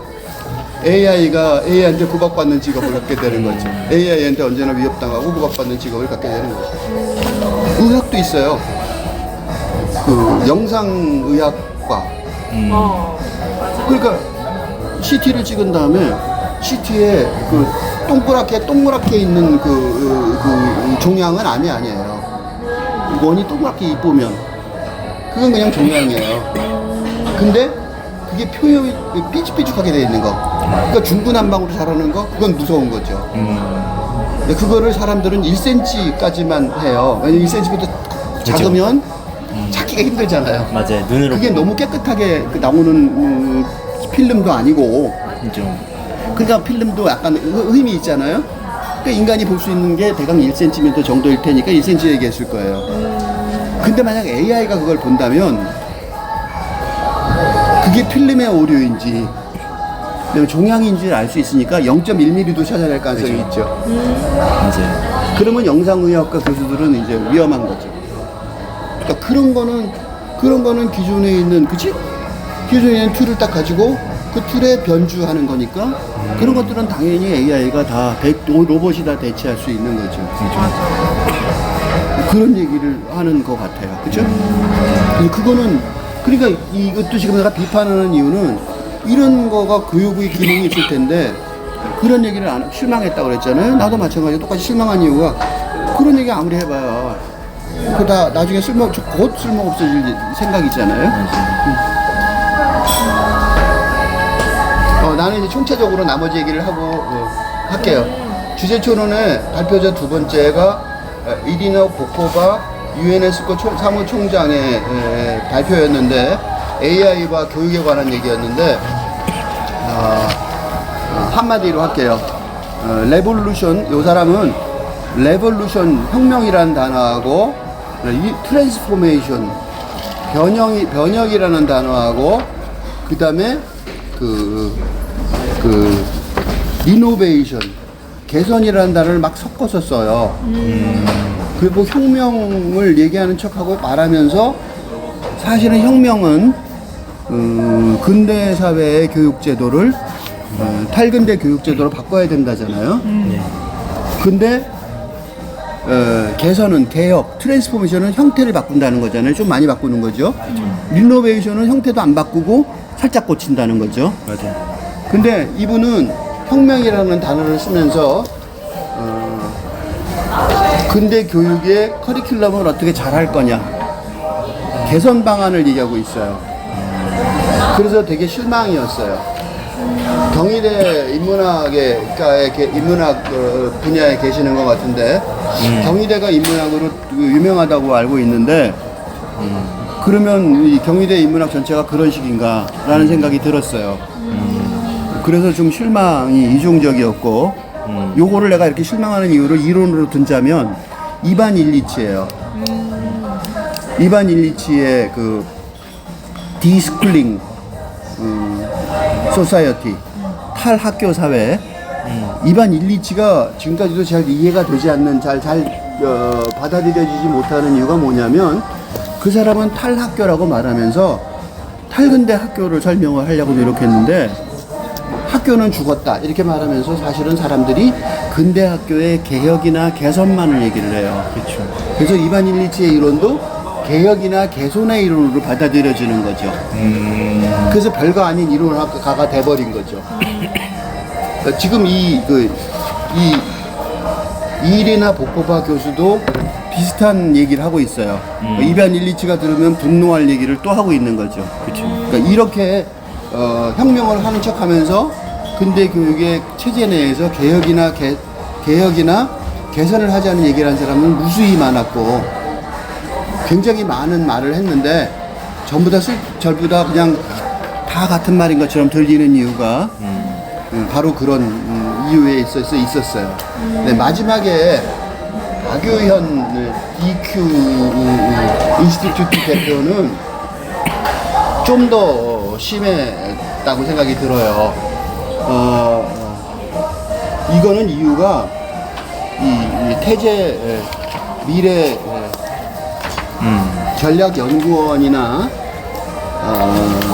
관련 학계의 노력이 탈근대 담론 시스템을 구축하자라는 큰 틀을 못 가지고 제시를 못하니까 그냥 용어들이 난무하는 거예요. 비슷한 용어들이 쓸데없이.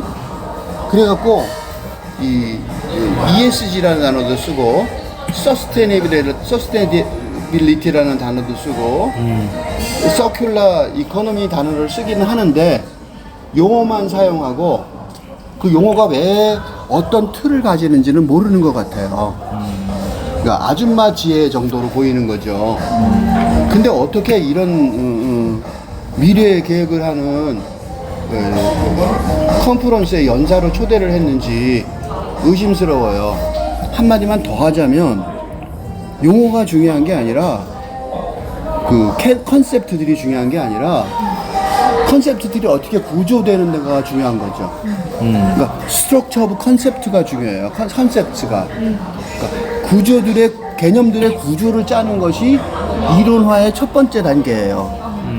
그러니까 ESG라는 단어를 썼고 그 다음에 Sustainability라는 단어를 썼다면 그럼 ESG라는 단어 개념과 Sustainability라는 개념이 어떻게 서로 연결이 되는지 서큘러 이코노미라는 단어를 썼다면 그 세 개념들이 어떻게 서로 구조를 짜가는지를 설명하면서 그래야 이론이 나오는 거고 그런 이론이 있어야 들을 만한 내용이 되는 거죠. 좋은 말 하면 뭐 합니까? 좋은 말은 누구나 할 수 있는 거잖아요. 근데 좋은 말 하는 사람을 다 들을 필요는 없는 거죠, 우리가. 그 좋은 개념들이 어떻게 이어져서 이론이 되는지 그 이론이 있으면 나와서 발표를 하고 그 어떻게 이론이 구성되는지 갖고 우리가 토론을 하는 거죠. 개념이 좋은가 나쁜가 의미가 있는가 또는 그 개념들이 어떻게 짜여져서 이론이 됐는가 그런 식으로 되면 우리가 이야기를 듣고 토론을 할 수 있는 어떤 대상이 되는 건데 이 마지막 토론자는 개념들이 용어들이 연결이 안 돼 있어요. 그러니까 토론자로서의 기본 자질이 없는 거죠. 욕할 거 다 했어. 더 이상 학문적인 얘기가 아니에요.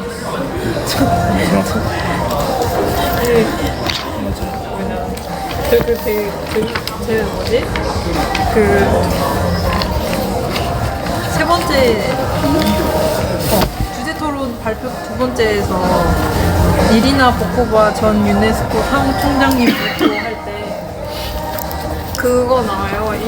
되게 다들 유명한가 봐요. 이 영화가 Everything Everywhere All at Once가 유명한가 봐요. 여기 뭐지? 충격적이죠. 붉은 글씨로 강조를 하셔서 PPT를 보여주시더라고요. 왜냐면 탈근대 담론이 영화화 됐으니까 드디어. 쇼킹한 거죠. 그러니까 이 사람들 왜 탈근대 담론 얘기하고 싶진 않은데 그걸 보고 이제 얘기 안 할 수 없다는 걸 알게 된 거죠. 그러니까 그 사람이요 그걸 보고 얘기를 하기 시작했는데 자기는 본래 그런 얘기 할 생각이 없는 거예요. 왜 그러냐면 유네스코가 뭐냐면 저개발 국가 지원하는 구조예요. 유네스코가 그런 거예요. 그러니까 자기는 탈근대에 대해서 고민한 적이 별로 없을 거예요, 아마. 근대화하는 사람들을 도와주는 유엔기구의 사무총장이었으니까 그런 거를 주로 했는데 지금 이 디지털 문명 그러니까 자기가 디지털 문명에 대해서 확실히 들은 거는 그 영화였을 가능성이 높아요. 정신분석을 하자면. 그래서 느닷없이 그 얘기를 한 것 같은 느낌이 좀 있어요. 그리고 뒤에 얘기하는 거 보면 완전히 그 얘기는 아니잖아요. 학교 현장 교육에 어떻게 개선하느냐 이런 얘기만 잔뜩 하고 있잖아요. 그러니까 자기 모순이 있는 거죠. 엄청난 자기 모순이 있죠. 앞에 그 얘기를 안 했으면 차라리 그렇죠. 나는 차라리 이렇게 했으면 더 솔직했을 거예요. 나는 유네스코 사무총장이었고 내가 생각하는 거는 전근대나 근대의 문화 개선을 하는데 주로 했고 나는 그런 데 관심이 많고 지금도 그런 데 관심이 많다. 그렇죠. 라고 얘기해서 좀 모자른 사람들, 핸디캡 있는 사람들에 대해서 한국에 와서도 그런 데 관심 있다고 얘기했으면 더 솔직했을 텐데 주제에 맞춰 엉뚱하게 쓰느라고 그런 필요 없었는데, 그치? 맞아요. 왜냐하면 디지털 문명 시대에도 전근대적인 그런 우리 문명 사회에서도 뭐 여성은 아니고 장애인들은 그렇잖아요. 동성애도 그렇고 그러니까 그런 사람들을 위해서 교육이 동원이 될 수 있는 교육이라는 도구가 동원돼서 도와줄 수 있는 거니까 유네스코의 정신이 없어진 것도 아니고 필요하긴 하죠.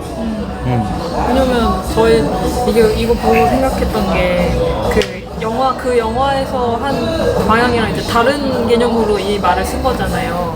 근데 그 영화는 이제 이게 거의 그 근대과학과 탈근대과학의 비교처럼 양자와 입자의 비교처럼 얘가 여기서 얘기하려는 건 그런 그 파동과 입자성이 그 동시 존재하는 그런 everything everywhere all at once 그 개념인데 근데 이분은 완전히 저희 영화 중에 말모이라는 영화를 최근에 봤거든요. 근데 거기서 딱 이제 거기서 전국에 있는 그 사전 다 맞아요. 말을 모으려고 다 이제 막 한국어 사전 만든 얘기잖아요. 네, 일제시대 맞아요. 때. 맞아요. 굉장히 중요한 한국 조선어학회. 네. 그래서 일본이 나중에 그거를 그 사람들을 다 잡아넣어요. 그게 역사적으로 얼마나 중요한지 아는 거지. 조선의 정신을 모으니까. 그래서 우리 한국어 사전이요 놀랍게도 일제시대 때 만들어졌어요. 진짜 아무 근거도 없이. 맞아 무서운 거예요, 그거. 맞아 엄청나게 무서운 거죠. 그거 생각해보세요. 그 감동적인 거고 한국의 문화적 수준이 맞아 얼마나 대단히 높은지를 보여주는 아주 천연적인 사건이고 일본 사람들이 아주 소름이 솟았을 거예요. 그때는 이제 북한 사투리도 막 그러니까 그 일본 사람들이 얼마나 놀랐을까. 자기보다 더 높은 수준인 거죠. 이게 피지배 국가가 하는 짓이 아닌 거죠. 그게 일본 사람들이 놀래갖고 한국 조선어학회 사건이 있어요. 100몇십 명을 잡아넣어요. 맞아요 근데 그렇게 많이 잡아줄 이유가 없는데 독립운동가도 죽인 것도 아니고 일본 사람들이 진짜로 놀란 거죠. 그만큼 위력이 있는 사건이에요. 그게 이제 그 정신이 한국을 지금 이렇게 이끈 거죠. 우리 선진국, 그러니까 우리가 일본보다 나은 이유가 있어요. 일본은 그런 전통이 없어요. 그러니까 한국은 있고 그게 엄청난 거죠. 한국이 가지고 있는 이 Everything Everywhere All at Once는 약간 보편성하고 특수성하고 이렇게 같이 있는 색다른 또 개념이네요. 맞죠? 여기서 그러니까 얘기한 거랑 또 다르고. 한국은 그러니까 그분이 얘기하는 그 분석하는 것보다 한국 사람들은 훨씬 더 뛰어난 맞아. 훨씬 더 차원이 다른 분석을 하고 있을 거예요. 일반인들도. 그래서 내가 이분에 대해서 비판하는 거예요. 나만 그렇게 생각하는 게 아니라 일반인들도 그럴 거예요. 저걸 한국말로 했으면 당연히 사람들이 뭐야 이렇게 얘기를 들었을 거예요. 그 정도로 수준이 좀 낮았다고 보여져요. 어디 무슨 그 AI 그 선생님들이 워크숍 가가지고 AI 장단점 얘기하듯이 그런 내용 같았어요. 그러니까 표절을 조심하세요. 뭐 이런 것을 조심하고. 예방수칙. 그러니까 그분은 사고방식이 근대적인 사고방식인 거고 그게 그분의 그 인생을 돌이켜볼 때는 너무 당연한 거죠. 근데 공연히 말을 그 앞에다 그런 걸 붙인 게 웃긴다는 거죠. 이런 말도 필요하다고 생각은 하니까. 그렇죠. 그러니까 우리나라에도 필요하고 사실은 우리 유네스코가 지향하는 다른 나라에도 필요하고 우리나라도 옛날에 필요했었어요. 우리나라가 선진국이 돼버렸기 때문에 이게 좀 약간 우스운 충고 같아 보이는 것 뿐이지 우스운 충고가 아닌 사람들도 있을 거예요. 그러니까 뭐 그 자체로 발언이 틀린 건 아니고 구태의연하다는 것 뿐인데 그걸 이상하게 디지털 문명하고 섞어서 뭐 거기 디지털 문명이 있는 것처럼 말한 것 자체가 논리가 문제가 있다는 것 뿐이에요. 이 포럼에서 얘기할 주제는 아니고. 그러면 자기가 난 이 포럼하고 관계없지만 디지털 시대에도 이렇게 얘기해야죠. 솔직하게 디지털 문명 시대에도 그런 탈근대가 아니라 전근대나 근대적인 요소가 전 세계에도 있고 그래서 유네스코가 그런 걸 도와줬고 한국엔 없냐? 한국도 분명히 있다 라고 얘기하고 이 얘기를 시작했다면 그랬다면 아무 문제가 없는 발표였는데 이상하게 섞어놓는 바람에 뭐야 이렇게 돼버린 거야.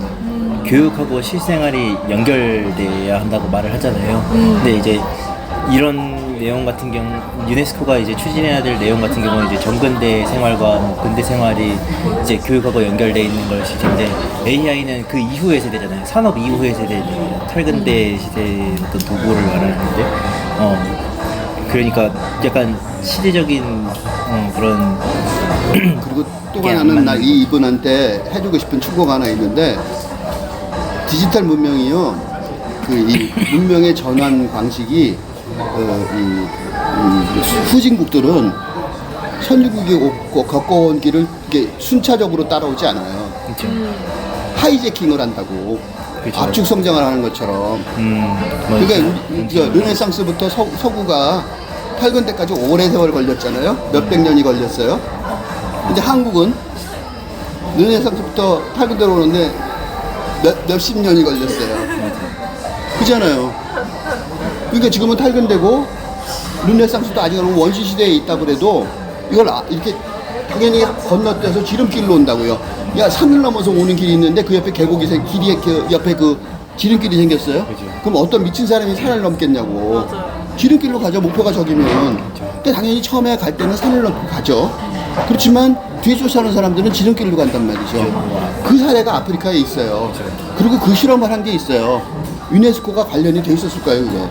뭐냐면 아프리카 어떤 마을에 걔네들은 그러니까 글자도 모르고 학교도 없는 그런 마을이죠.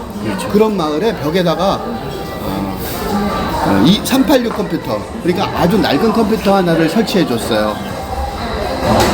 아주 낡은 컴퓨터를 설치해 줬는데 그걸 보면서 이제 애들이 보게 한 거죠. 근데 그걸 보고 애들이 어떻게 하는 줄 아세요? 그걸 보고 숫자를 배워요. 컴퓨터를 가지고 장난을 하면서 놀면서 컴퓨터가 뭔지도 모르고 이렇게 쳐보는 거죠. 그리고 쳐보면서 걔네들이 그걸 숫자 배우고 공부를 해요. 글자를 배우고. 학교는 없는데, 학교도 없고 아무것도 없지만 그런 다큐멘터리를 봤어요. 근데 그게 나는 그렇게 접근하는 거예요. 걔네들은 컴퓨터가 우리처럼 이렇게 탈근되고 가서 배우는 게 아니라 원시 시대부터 있는 거죠. 그렇게 지름길이 있다고요. 꼬마 애들도 그러잖아요. 꼬마 애들도 걔네들은 꼬마 애들 5살짜리 애들 휴대폰 갖고 더 잘 놀아요, 어른보다. 우리는 글자를 배우고 공부하고 그런 다음에 나중에 천천히 와서 컴퓨터로 이 휴대폰으로 왔잖아요. 그래서 뭐 우리는 뭐 저 주문도 키오스크에서 못한다, 디지털 문명이 약하다 그러잖아요. 근데 아줌마들도 그런 사람 봤어요. 도와준 적도 있고. 근데 그거는 그렇게 다 돌아갈 필요는 없는 거예요. 걔네들은 자동으로, 요새 애들은 자동으로 그냥 휴대폰이 눈앞에 있으니까 휴대폰 눌러가면서 이렇게 깨쳐도 눌러가면서 테레비에서 비디오 찾는데 내 손주 5살짜리가 나보다 훨씬 빨라요. 당연하죠. 걔는 그런 거를 논리적으로 배울 필요가 없는 거예요. 태생적으로 아는 거죠. 걔는 거기서 시작했으니까 하나도 이상한 게 아니죠. 나는 러닝, 언러닝, 리러닝을 해야 되는 거예요. 그러니까 근대적인 사고방식을 배웠는데 그걸 언러닝하고 그건 틀렸어. 다시 해야지. 그걸 해체하고 그 다음에 다시 배워야 되는데 얘네들은 디지털 문화가 러닝이에요. 걔네들한테 그 배운 근대 문명을 배우고 언러닝하고 리러닝하라고 얘기하는 건 웃기는 얘기죠. 맞아요. 그러니까 지금 이 유네스코 총장이 하는 얘기 중에 가장 내 생각에 안타까웠던 점은 디지털 문명이 그렇게 지름길로 가는 그래서 그런 문명의 그 격차를 줄이는 굉장히 중요한 도구가 될 수 있는 거죠. 그런 사례를 또 하나 얘기하면 이왕 얘기가 나왔으니까 연설되는 이 아프리카에 이거 한번 얘기를 해본 적이 어디서 얘기를 해본 적이 있는데 아프리카에 병원이 종합병원이 있을 수가 없어요. 도로도 없으니까. 근데 이제 문제가 뭐냐면 수혈을 못하면 죽는 거죠. 근데 수혈을 하려면 피를 보관해야 되는데 냉장고가 필요해요. 냉동시설이 필요하고 그 피를 수갑해서 온갖 종류의 피를 모아놓는 기구가 필요해요. AB O형도 있고 AB형도 있고 RH 플러스 마이너스도 있고. 그게 다 굉장히 많은 그 양이 필요하고 큰 건물이 필요하고 냉장시설이 필요하잖아요. 그걸 어떻게 해결하냐면 그것도 해결한 지 벌써 오래됐어요. 몇십 년 전 얘기인데 벌써 어떤 외국 서양 사람이 서양 젊은이가 하나 가갖고 드론을 이용하는 거죠. 그러니까 병원을 짓고 그 오지로 가는 도로를 만들 필요가 없는 거예요. 드론 센터를 하나 만든 다음에 건너편에 수혈이 필요한 간호사가 한 명만 있으면 되는 거예요. 여기서 그쪽에다가 드론으로 영상으로 진단을 한 다음에 드론으로 혈액을 보내주면 되는 거죠. 드론 센터만 있으면 종합병원이 필요가 없는 거죠. 그 혈액이 필요하려면 종합병원, 큰 병원이 필요해요. 조그만 병원에 있을 수가 없는 거죠. 근데 천막에서도 충분히 치료가 가능한 거죠. 그 다음에 필요하면 헬기를 보내든지 꼭 그걸 짓기 위해서 도로를 만들고 종합병원을 만들 필요가 없는 거예요. 그런 것 중에 또 하나가 뭐냐면 은행이에요. 우리나라는 은행이 많죠. 그래서 뭐 은행을 점포를 줄이니 늘리니 그러잖아요. 아프리카는 은행을 만들 필요가 없어요. 핸드폰에 있잖아. 전 국민한테 핸드폰 앱을 깔아주고 거기다가 한 달에 100원씩이라도 넣어주면 국민들은 자동으로 앱을 갖고 있게 돼 있어요. 100원만 줘도. 그럼 모든 아줌마들이 다 그 앱을 깔게 되는 거죠. 은행이 왜 필요하냐고. 대부분의 사람들은 송금하고 받고 서로 송금하는 것밖에 필요 없다고요. 그리고 굉장히 중요한 사업가들은 물론 필요하겠지만 그건 다른 얘기죠. 그 사람들은 대도시의 그런 큰 은행 건물에 접근할 수 있을 거 아니에요. 그러니까 은행 건물을 우리는 짓지만 아프리카 사람들은 질 필요가 없는 거죠. 똑같은 게 뭐냐면 편지 시스템이에요. 내가 그거는 아주 옛날에 처음으로 90년대 유럽을 갔는데 이메일이 한국에서는 인기가 평범했었는데 유럽은 편지 시스템이 너무 잘 돼 있으니까 이메일을 쓸 줄 모르는 거예요. 근데 학회 그쪽 학회가 갑자기 식사 시간을 바꿔야 되는데 그 식당에다 연락을 해야 되는 거예요. 근데 이거를 이메일을 모르니까 내가 해줬어요. 근데 내가 이메일을 써서 그쪽에다 연락을 해주는데 학회 그 사람들이 전부 다 내 주변에 둘러서 구경을 했어요. 이메일이 전화선으로 가는 시절이에요, 거기는. 그 동전 계속 넣어야 돼요. 이메일 하나 보내는데도 전화선으로 가니까. 근데 그걸 내가 하는 거를 처음부터 구경을 하고 있었어요. 그래서 이게 무슨 일이지? 하고 생각해 봤더니 그 사람들은 편지 시스템이 너무 확실하게 갖춰져 있으니까 예약도 다 편지로 하는 거죠. 몇 명이 어떻게 가니까 어떻게 해주기 바랍니다. 그럼 그쪽에서 고맙습니다 하고 답신 보내고 편지로. 그런 세상에 너무나도 잘 살고 있으니까 이메일이 별로 중요하지 않은 거예요. 그러니까 발달할 수가 없는 거죠. 근데 한국은 편지 시스템이 잘 발달하고 있으니까 이메일이 나오니까 너무 좋은 거죠.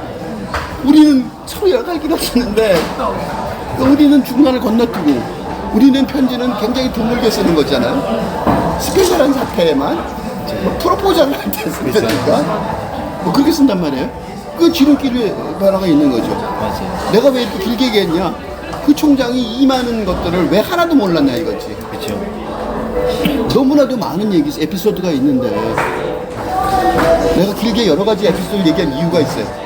엄청나게 많다는 거죠. 잠깐만 뒤져보면 알 수 있는데 그렇게 얘기했으면 굉장히 좋은 발표였을 텐데 정말로 안타까웠어요.